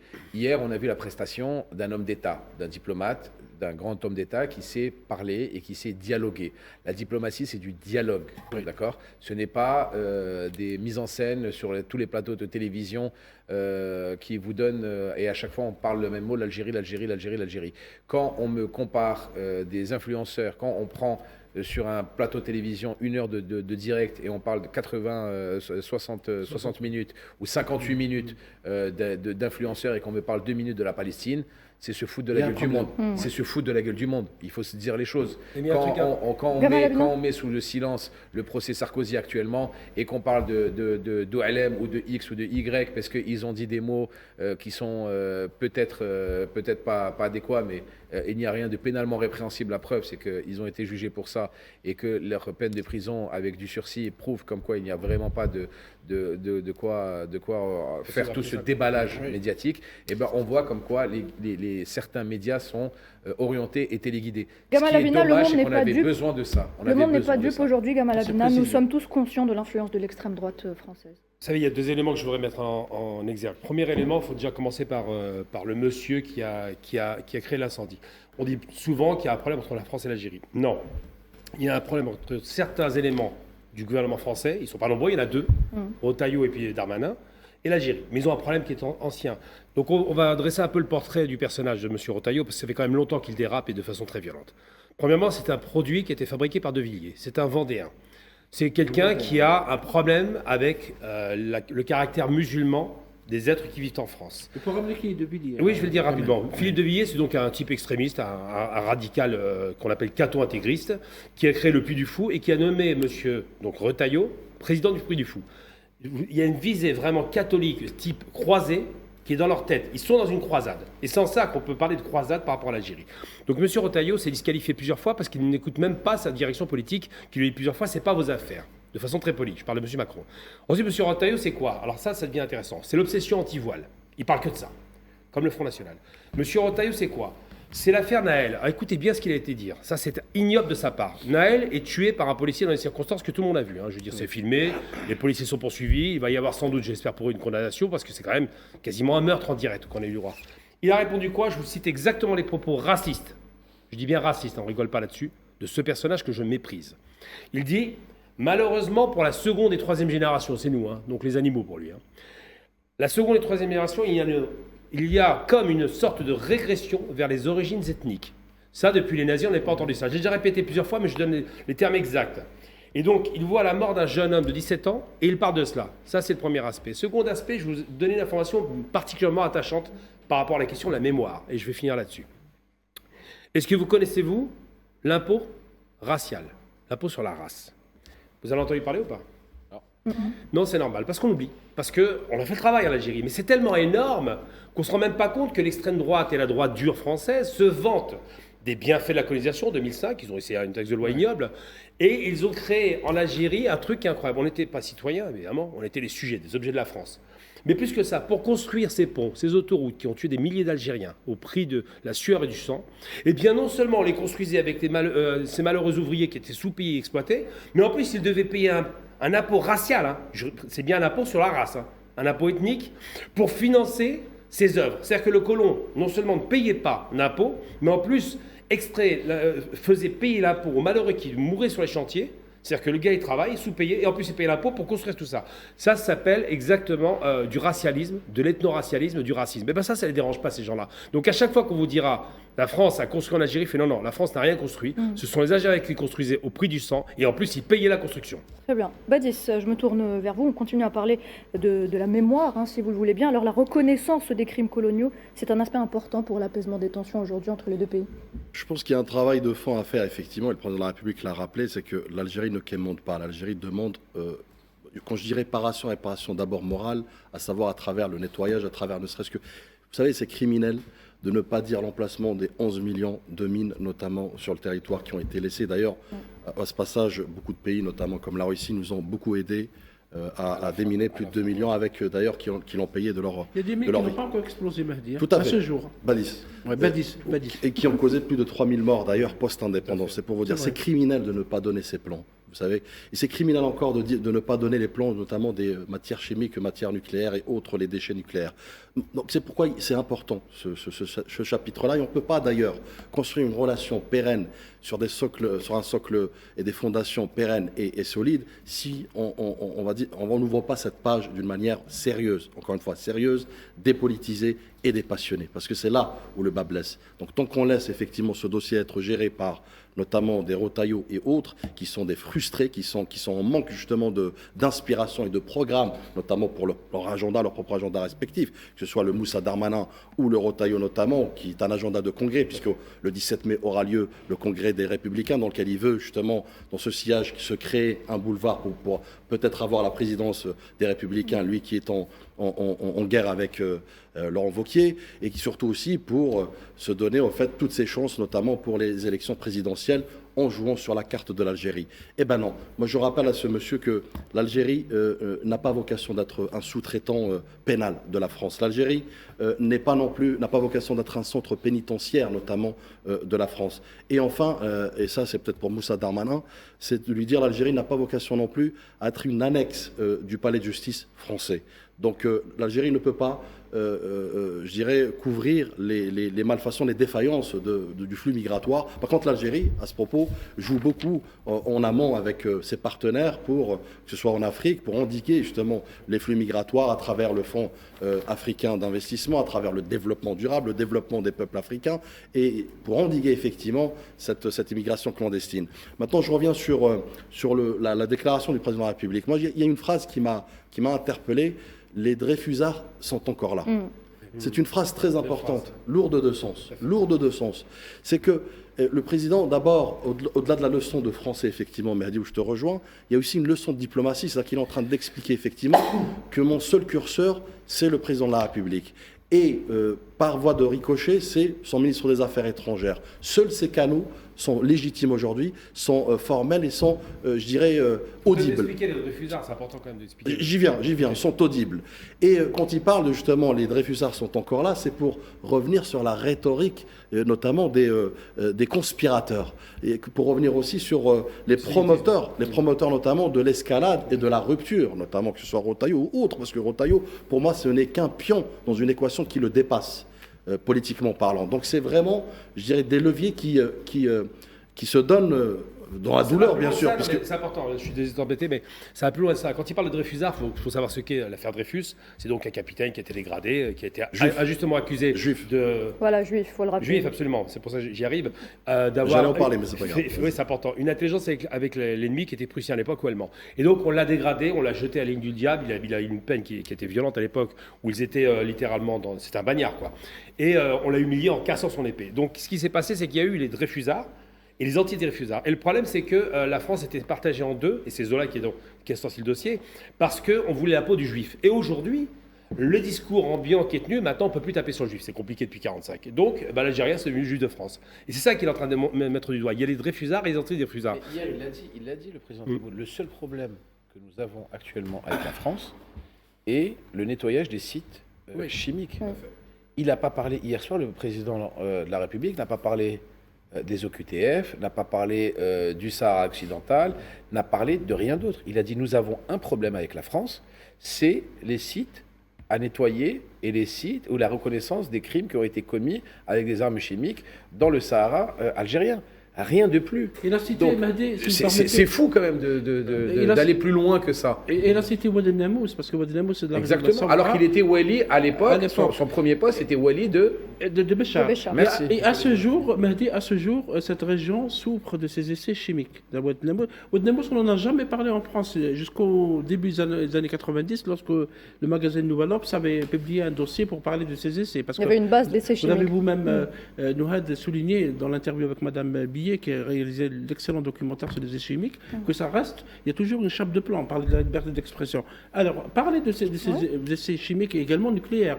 Vous savez, Mahdi, qu'à ce jour, la France n'a pas remis les cartes de ces essais, oui, c'est ce que disait très Badis nombreuses, tout à l'heure, Badis en parlait, et pas uniquement les essais nucléaires, il y a les essais biologiques, les essais chimiques, bactériologiques, et à ce jour, la population souffre. Il a réclamé rien d'autre. Hein. Absolument. Mais attention, et ce qui est très important... Reconnaissance et nettoyage. Et ce qui est très, très, très important, vous avez entendu ce qu'il a dit. Reconnaissance et nettoyage. Oui. Il n'a pas parlé d'argent, il n'a pas parlé de dédommagement, Oui, il n'a pas parlé... Il s'en fout.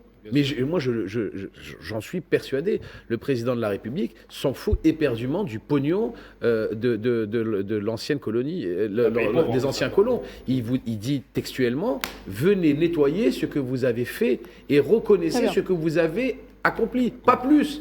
On ne veut rien d'autre. Très bien, messieurs. Alors, hormis cette brouille avec la France, l'Algérie, il faut savoir qu'elle entretient, c'est pas qu'il faut savoir, c'est qu'il faut rappeler qu'elle entretient de bonnes relations avec d'autres pays, d'excellentes relations avec des pays voisins, des pays européens comme l'Espagne, l'Italie ou encore l'Allemagne. Le président de la République a insisté là-dessus hier. Regardez. Moi, je l'ai dit, on s'entend très, très, très bien avec l'Europe. Très bien, parce que d'abord, احنا معتبرين نفوسنا جزء لا يتجزأ من البحر الأبيض المتوسط. Nous sommes partie intégrante du bassin méditerranéen. À l'Espagne, il y a eu une période de froid, d'incompréhension. Les choses ont repris normalement. L'ambassadeur est là-bas. Les relations ont repris aussi, bien sûr, le plan commercial. ومن استقلالنا إلى يومنا هذا ما شفنا حتى مشكل مع إيطاليا. بالعكس. وكانوا دائما في المساعدة. ربما العقليات تتقارب ولا ربما لا. احنا حتى من ناحية الآثار احنا أول آثار رومانيين بعد إيطاليا. قعدوا عندنا 7 قرون 6 سيكل. الإيطاليين الشيء اللي يعجبك فيهم في التعامل مع الجزائر متواضعين. cherche l'efficacité, cherche pas le truc. اليوم منين تجي تشوف les 2 tiers sinon les 3 quarts تاع لا برودكسيون تاع عجائن وغيرها كلها آلات إيطالية.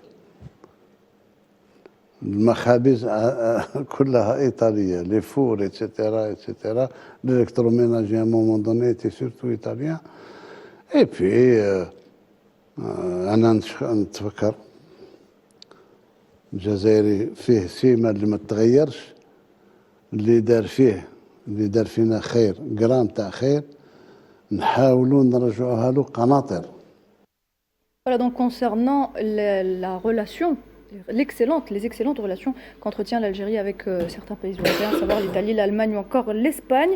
Comment est-ce que cette entrevue, Nariman, a été perçue? Comment est-ce qu'elle a été accueillie par la presse étrangère? Justement, vous nous avez fait une petite revue de presse. Oui, justement, je tenais à parler des échos de cette rencontre dans les médias étrangers, une rencontre qui a fait la une de la presse à l'international et pour cause, les déclarations du président Abdelmadjid Tebboune étaient très attendues. Et du coup, j'ai réuni quelques titres pour voir ce que les médias à l'étranger en ont pensé. Côté français, les médias se sont montrés à l'unanimité optimistes quant aux déclarations du chef de l'État. Le président Tebboune voit Emmanuel Macron comme l'unique point de repère. C'est ce qu'on a pu lire sur l'AFP, BFM, TF1, La Nouvelle République, Le Figaro, Le Parisien, etc. Bref, la majorité de la presse française a relayé la même information et n'a pas manqué aussi de reprendre la déclaration du président Tebboune sur le contentieux entre l'Algérie et la France qui a été créé de toutes pièces. Autre point intéressant, il y a la porte-parole du gouvernement français, Sophie Primas, qui était l'invitée ce dimanche du grand rendez-vous sur Europe 1, CNews et Les Échos, où elle a expliqué avoir voir d'un très bon œil les dernières déclarations du président algérien à l'encontre de son homologue français, ajoutant, je cite, espérer renouer des relations normales avec l'Algérie, une déclaration qui constitue une première depuis un certain moment. Côté international, les médias turcs, libanais, britanniques, espagnols, italiens ont aussi repris les déclarations du président Abdelmadjid Tebboune. Macron est la seule référence pour résoudre les différends avec la France, c'est ce qu'on a pu lire sur le quotidien libanais An-Nahar, ou encore un autre titre qui a cette fois abordé le retour à la normale des relations algéro-espagnoles sur la Gaceta. Alors voilà, grosso modo, c'est ce qu'on a pu remarquer sur les médias internationaux concernant les déclarations du président Tebboune qui ont été relayées en masse, y compris par les médias Bolloré qui sont très souvent hostiles à l'Algérie. Justement, Badis Renessa, je voulais savoir ce que vous en pensiez de ça. Écoutez, je pense que, d'ailleurs, je reviens sur la déclaration du président Emmanuel Macron il y a quelques jours où il avait évoqué la clairvoyance du président Abdelmadjid Tebboune. C'est très important de le souligner.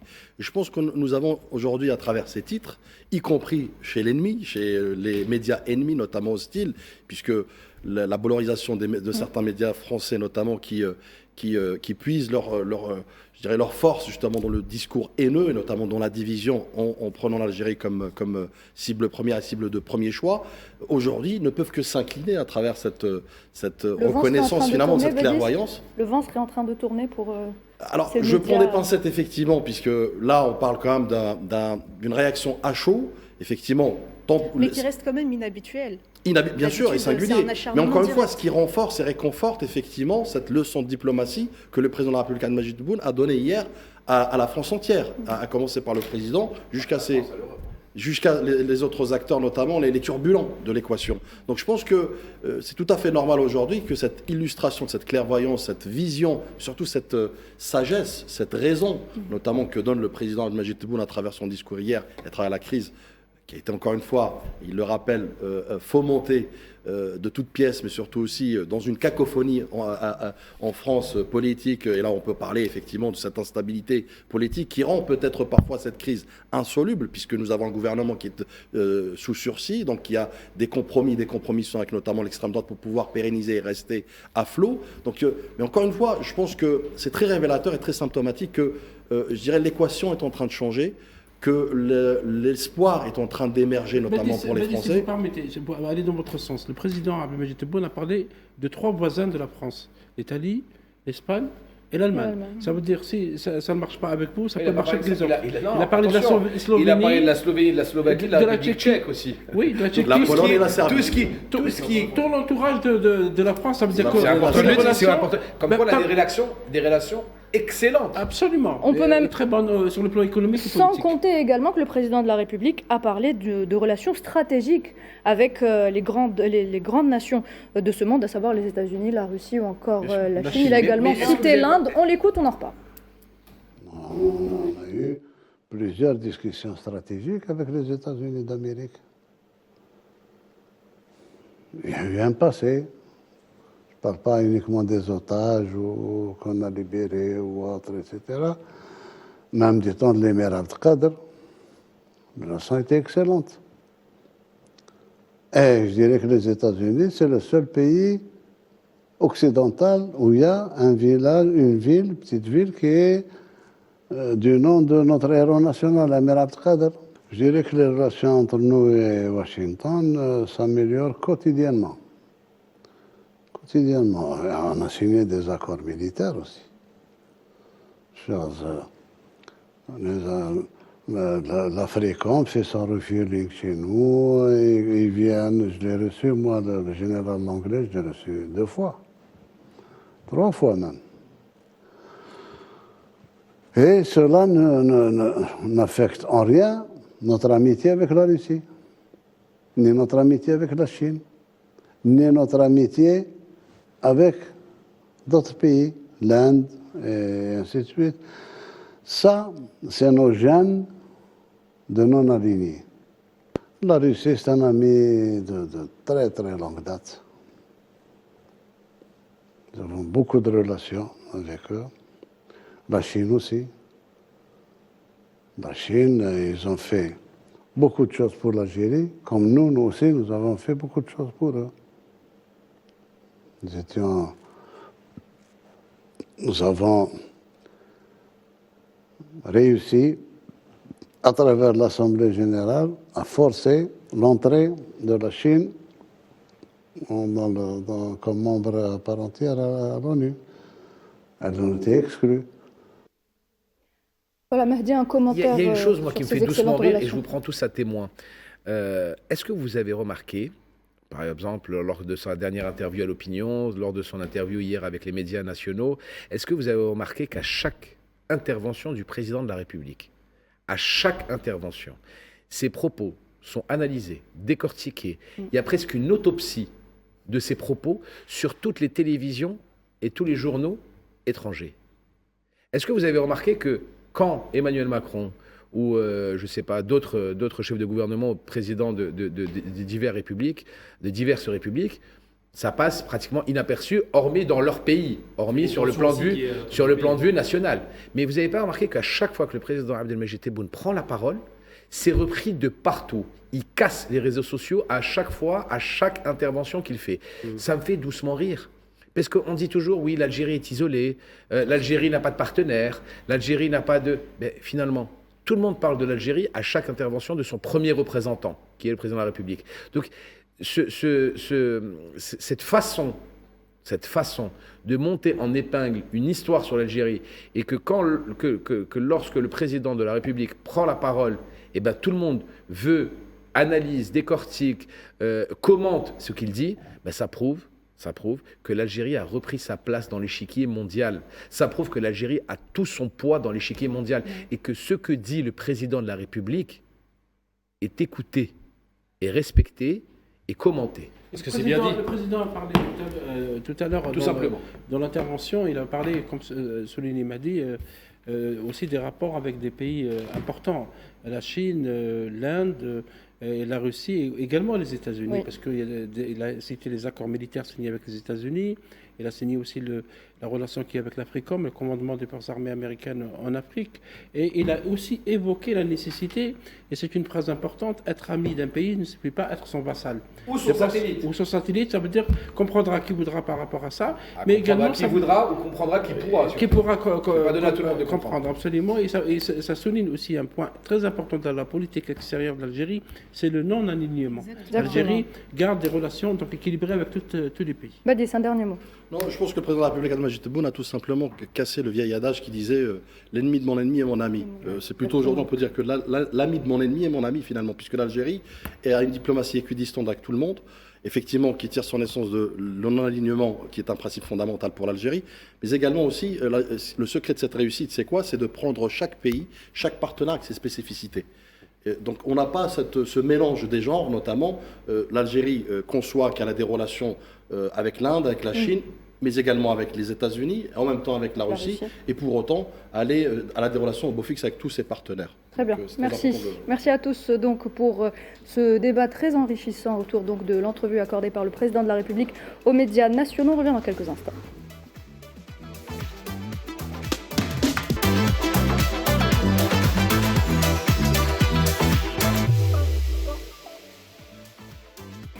Et on est de retour pour une dernière partie de votre émission Hebdo Show. Et pour cette dernière partie, Nariman Zekar a décidé de nous faire un bilan plutôt, Nariman, en cette fin du mois de Ramadan. L'heure est donc au bilan. Quels sont les programmes qui ont rassemblé le plus de téléspectateurs? Et vous allez nous en parler avec notre invité ce soir, qui est Badis Khaldi, fondateur de la start-up algérienne Audimatic. Bonsoir. Bonsoir. Merci d'avoir accepté notre invitation. Merci de m'avoir invité. Et Sahaftourkoum. Alors comme vous venez de le dire, Nouhad, nous arrivons à la fin du mois sacré de Ramadan, période qui a été marquée, on l'a vu les semaines précédentes, par un boom des productions audiovisuelles algériennes. Alors on sait que l'audimat des chaînes TV algériennes explose pendant le Ramadan, mais à quel point? C'est justement pour ça que vous êtes avec nous ce soir, Badis Khaldi, pour nous donner des chiffres concrets sur les fréquences de visionnage des feuilletons algériens par la société. Alors votre start-up Audimatic a fourni quelques chiffres, quelques pourcentages de visionnage des programmes audiovisuels algériens entre le 1er mars, le 10 mars et le 20 mars 2025. Une étude qui a été faite sur 12 feuilletons, c'est bien ça? Oui, tout à fait. Alors, sur 3 semaines, c'est le feuilleton Bent la Mahrousa, réalisé par Oussama Qabi, qui a été le premier sur les charts, avec un audimat enregistré de 30,92% par rapport au premier jour, où tous les feuilletons étaient à peu près ex aequo. Donc, avant de nous pencher sur les chiffres, Badis Khaldi, est-ce que vous pouvez nous expliquer comment fonctionne Audimatic pour donner une idée à nos téléspectateurs? Rebonsoir tout le monde. Audimatic, en fait, c'est une plateforme qui mesure l'audience télévisuelle sur satellite et IPTV en temps réel.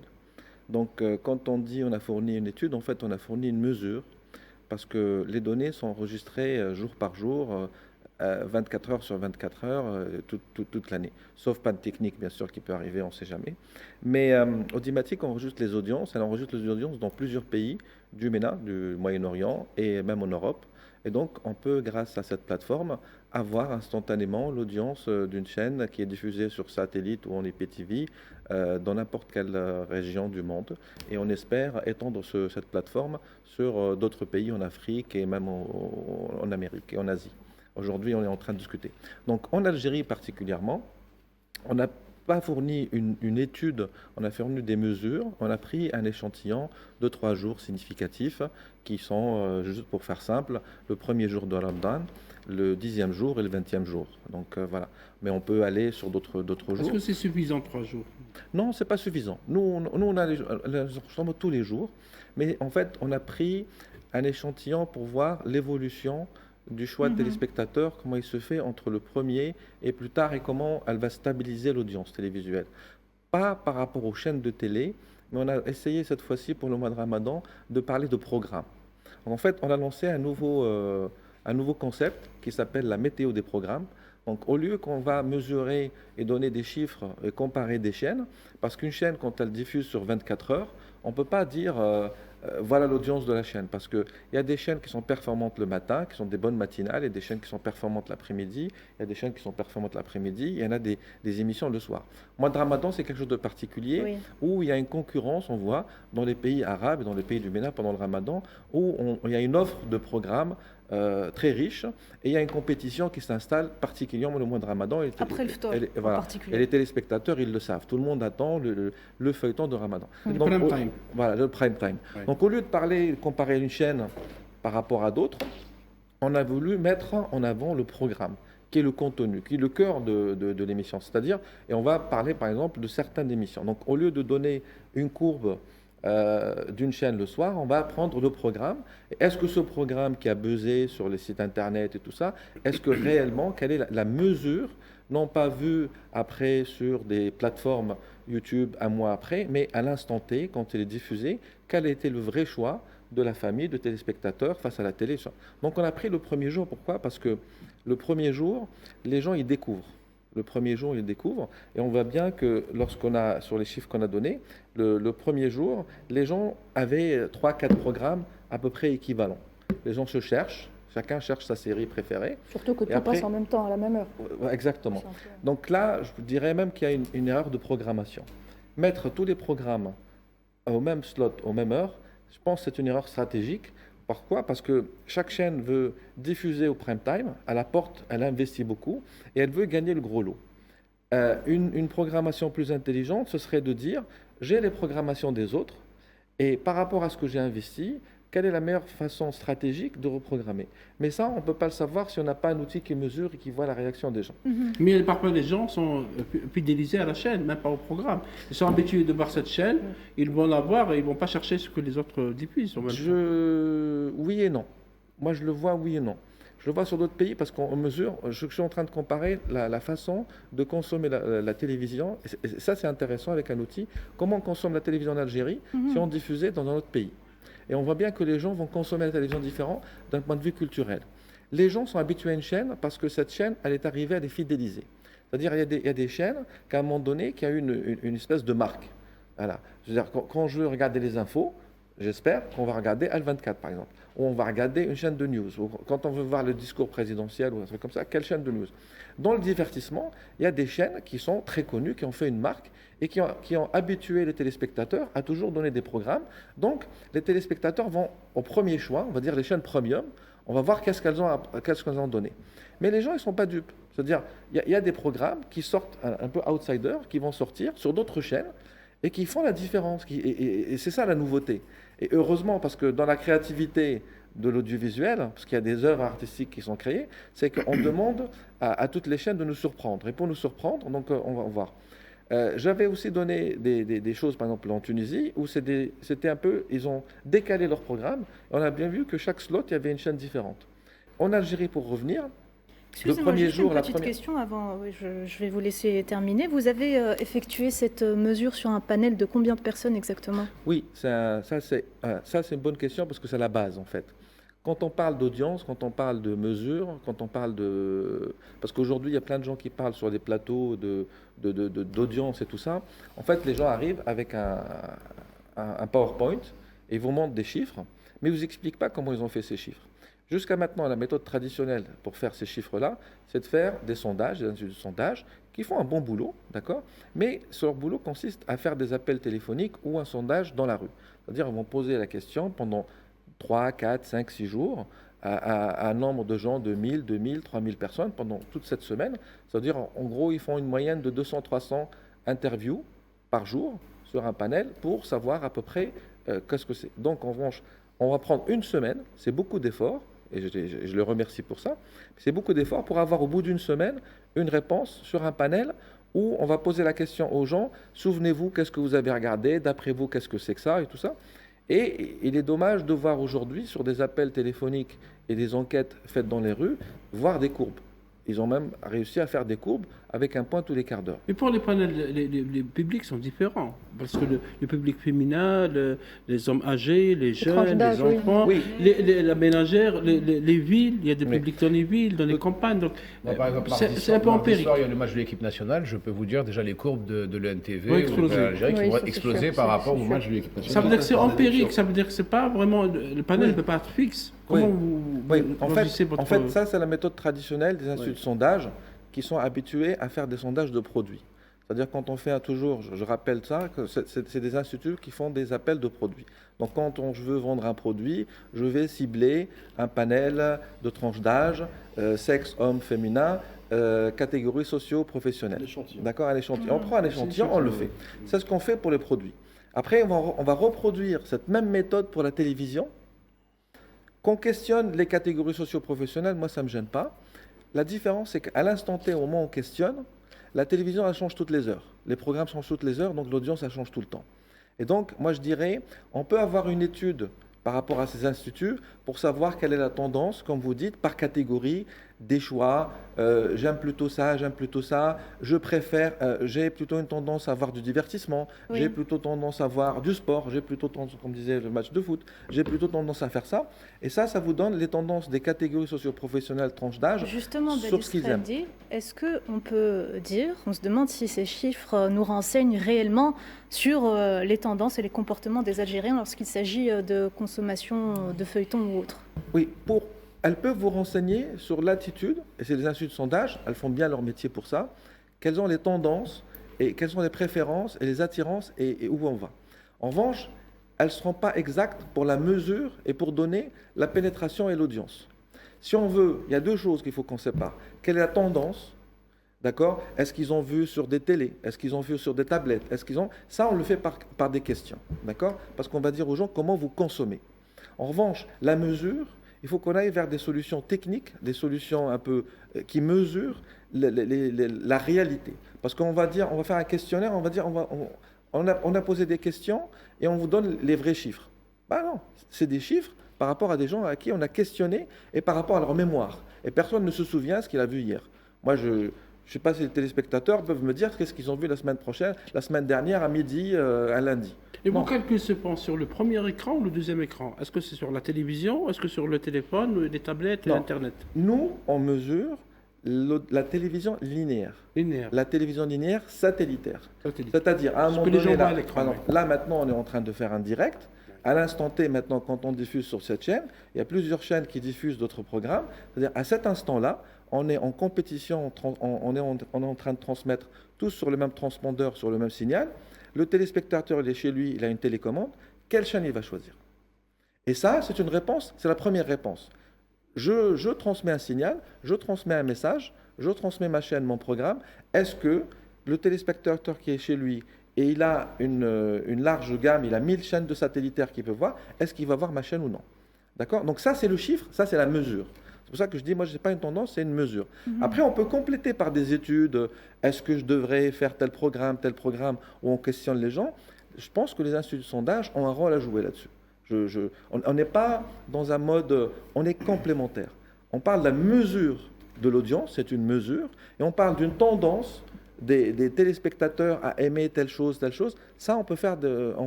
Et après leur tendance aussi à consommer. Comment est-ce qu'ils aiment premier écran, comme vous dites, deuxième écran. Est-ce que je vais plutôt voir ma télévision sur un portable, sur une tablette. Ça on peut poser la question. Et donc le but, Badis Khaldi, c'est aussi de permettre aux professionnels des médias d'améliorer le contenu et de rendre un peu le secteur plus attractif pour les téléspectateurs. Tout à fait. Aujourd'hui, ce que je parle, cette mesure d'audience sur satellite, c'est ce que utilisent aujourd'hui les médias, c'est ce que sur le YouTube, sur les plateformes VOD.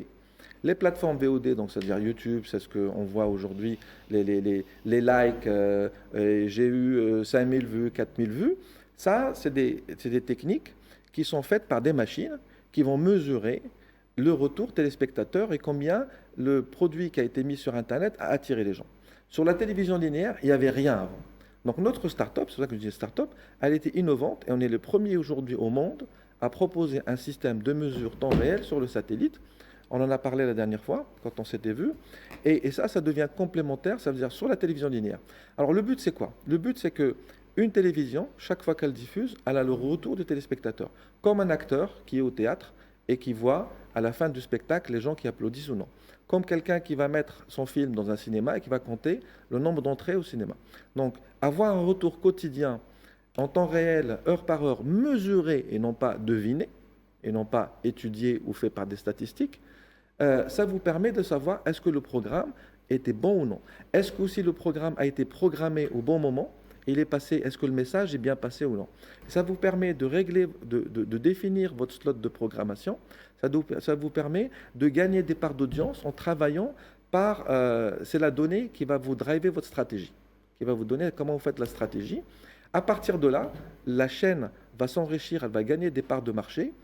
L'annonceur va être intéressé de travailler avec une chaîne qui va lui proposer plutôt de mettre des annonces à des slots stratégiques, beaucoup plus stratégiques et beaucoup plus ciblés, parce qu'ils savent qui regarde et comment les gens regardent, ciblés par rapport à des programmes. Le producteur qui produit les cinémas, et on espère aujourd'hui, comme on a fait pour Ramadan, on a produit beaucoup, qu'on continue à produire le reste de l'année, va être intéressé pour dire j'ai produit quelque chose, les gens l'ont regardé, donc le reste de l'année, je peux convaincre des investisseurs de continuer à produire parce qu'il y a un retour positif des téléspectateurs. Qu'est-ce que les gens ont regardé le plus? Peut-être que nos téléspectateurs s'intéresseraient. Quels sont les feuilletons qui ont le plus marché, les comédies, les sitcoms? Non, voilà. les deuxième, troisième positions. Ce qui a, par exemple, ce qui a été le premier jour, il y avait une équivalence entre Bnat al-Mahrousa, le Hasla, le Faraq.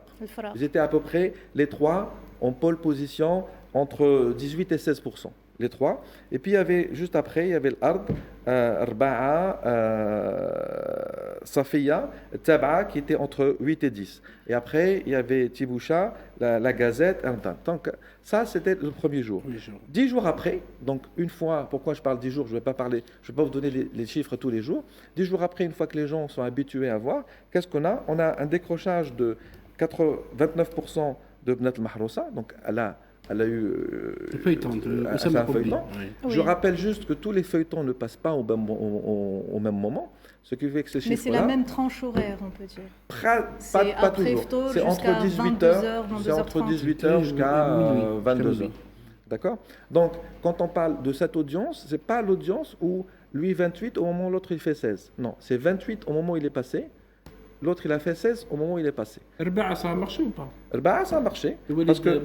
Parce que la deuxième semaine, Bnat al-Mahrousa était à 29, Arba'a était à 23, Safi elle était à 19, et juste après, Timoucha est remonté, il était quatrième avec 18, l'Ard qui a suivi avec 15,5, et la Gazette avec presque 15 aussi. Siderjal, il a marché, il était à 13-14%. Al-Hasla, il est un peu descendu, il était à 10%. Et après, le Faraq, il a un peu perdu vis-à-vis des autres. Et on voit que c'est les mêmes chiffres, le 20e jour. C'est pour ça que je rappelle, on a fait juste, on parle de ces chiffres-là, mais on a les chiffres de tous les jours, on a les chiffres de tous les programmes. C'est 20 jours après, comment c'est l'audience. On voit que Bnat al-Mahrousa continue à avoir toujours 30%. Arba'a juste derrière, Safiya. Après la Gazette, Siderjal, Timoucha, l'Ard, Al-Hasla et vice-versa. Moi, juste un petit commentaire, parce que je vous ai écouté avec attention. J'aimerais vous poser une question qui m'a été posée d'ailleurs depuis votre dernier passage, oui. C'est le comment. Parce qu'en fait, on évoque effectivement aujourd'hui les outcomes, On a besoin des inputs. Vous évoquez effectivement à juste titre l'analyse du comportement, notamment des téléspectateurs et téléspectatrices pendant le ramadan, mais en dehors du ramadan. Mais on aimerait bien savoir, en plus vous le dites en temps réel, c'est-à-dire on a une lecture, une analyse en temps réel, on aimerait bien savoir le process technique qui permet effectivement cela. Parce que vous avez évoqué la méthode standard qui est celle qui relève du sondage notamment, donc avec un échantillon bien défini. Et là aussi, la question se pose en Algérie par exemple, comment vous pourrez créer un échantillon puisqu'il y a des statistiques de profil à déterminer, puisque voilà, tout à l'heure Mehdi avait évoqué effectivement la ménagère, l'actif, le CSP, CSP+, qui ont tous des comportements différents, notamment en matière de audiovisuel.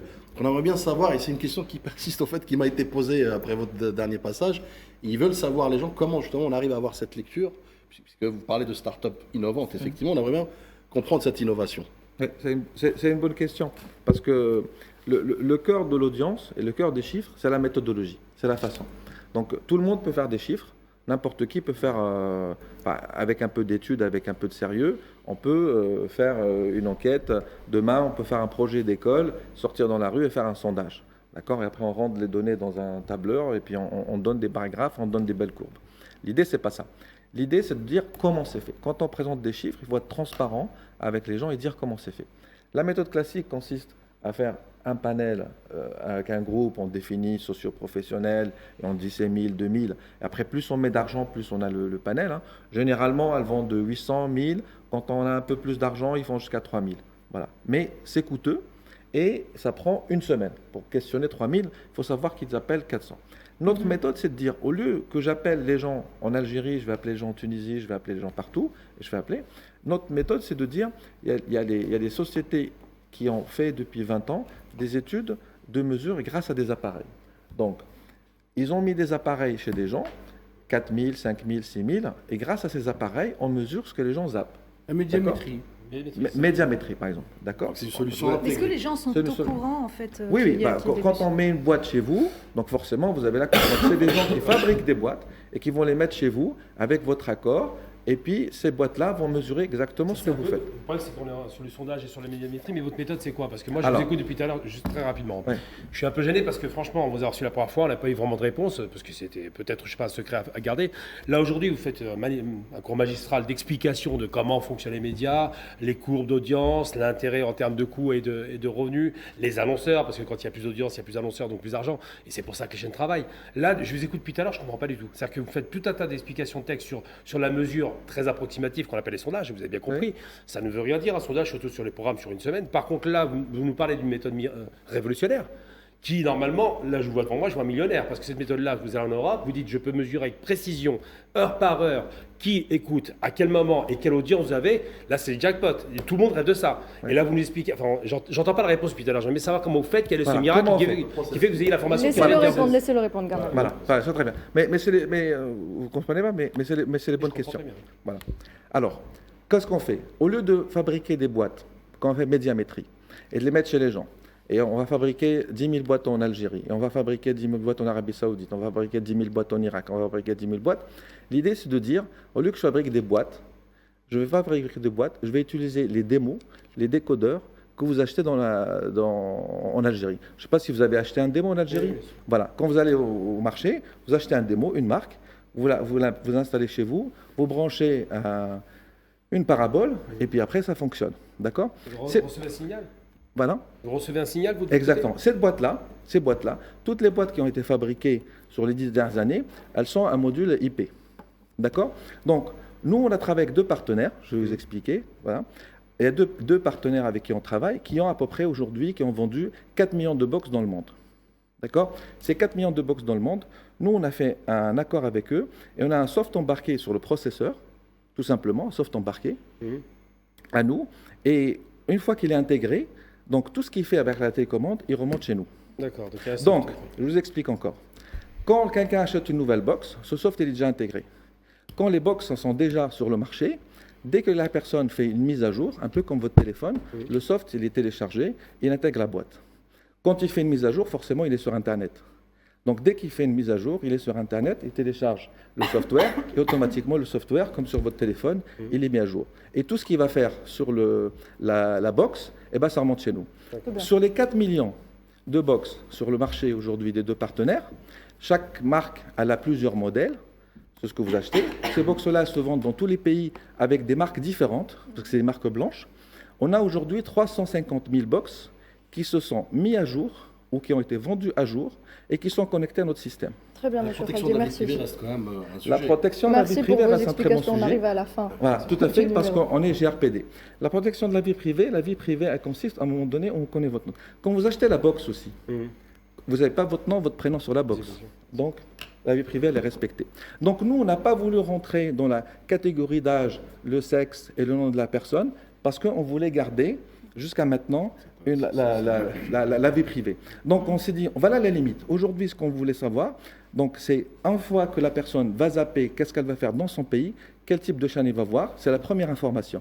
Et on ne rentre pas dans la vie privée, justement, pour éviter ça. En Algérie, aujourd'hui, pour répondre à votre question, sur cet ensemble de box, on a 120 000 box qui sont en Algérie. Le mois de Ramadan, depuis qu'on a commencé, on a à peu près 96 000. Par jour, on a 60 000 box qui sont connectés. En prime time, on a à peu près 20 000. Est-ce que ça répond à votre question? Oui. Très bien. Maintenant, c'est clair. Ah, c'est clair. Merci. Merci Monsieur Khaldi d'avoir été avec nous ce soir. Je vous rappelle que vous êtes le fondateur de la start-up algérienne Audimatic. Mesdames et messieurs, avant de nous quitter, nos pensées vont ce soir vers la famille de Jamal Mennad, Allah yarhamou, l'une des légendes du football algérien, l'ancien attaquant de l'équipe nationale d'Algérie s'est donc éteint hier à l'âge de 64 ans des suites d'une longue maladie. Le président de la République, M. Abdelmadjid Tebboune, a présenté ses sincères condoléances à la famille du défunt ainsi qu'à toute la famille du sport. Un des plus grands joueurs de l'équipe nationale de foot. Une légende du football national. Et il a rendu énormément de services à l'équipe nationale et aux différents clubs par lesquels il est passé en tant que joueur, en tant qu'entraîneur, en tant que dirigeant. Un très grand homme et un très grand joueur est parti. Rabbi Rahmo. Et toutes mes condoléances à sa famille, à ses proches et toutes les condoléances de l'équipe d'Hebdo Show et d'Al24 à l'ensemble de sa famille. Mesdames et messieurs, on arrive à la fin de cette émission. Merci à vous de nous avoir prêté attention. Rendez-vous samedi prochain à 22h.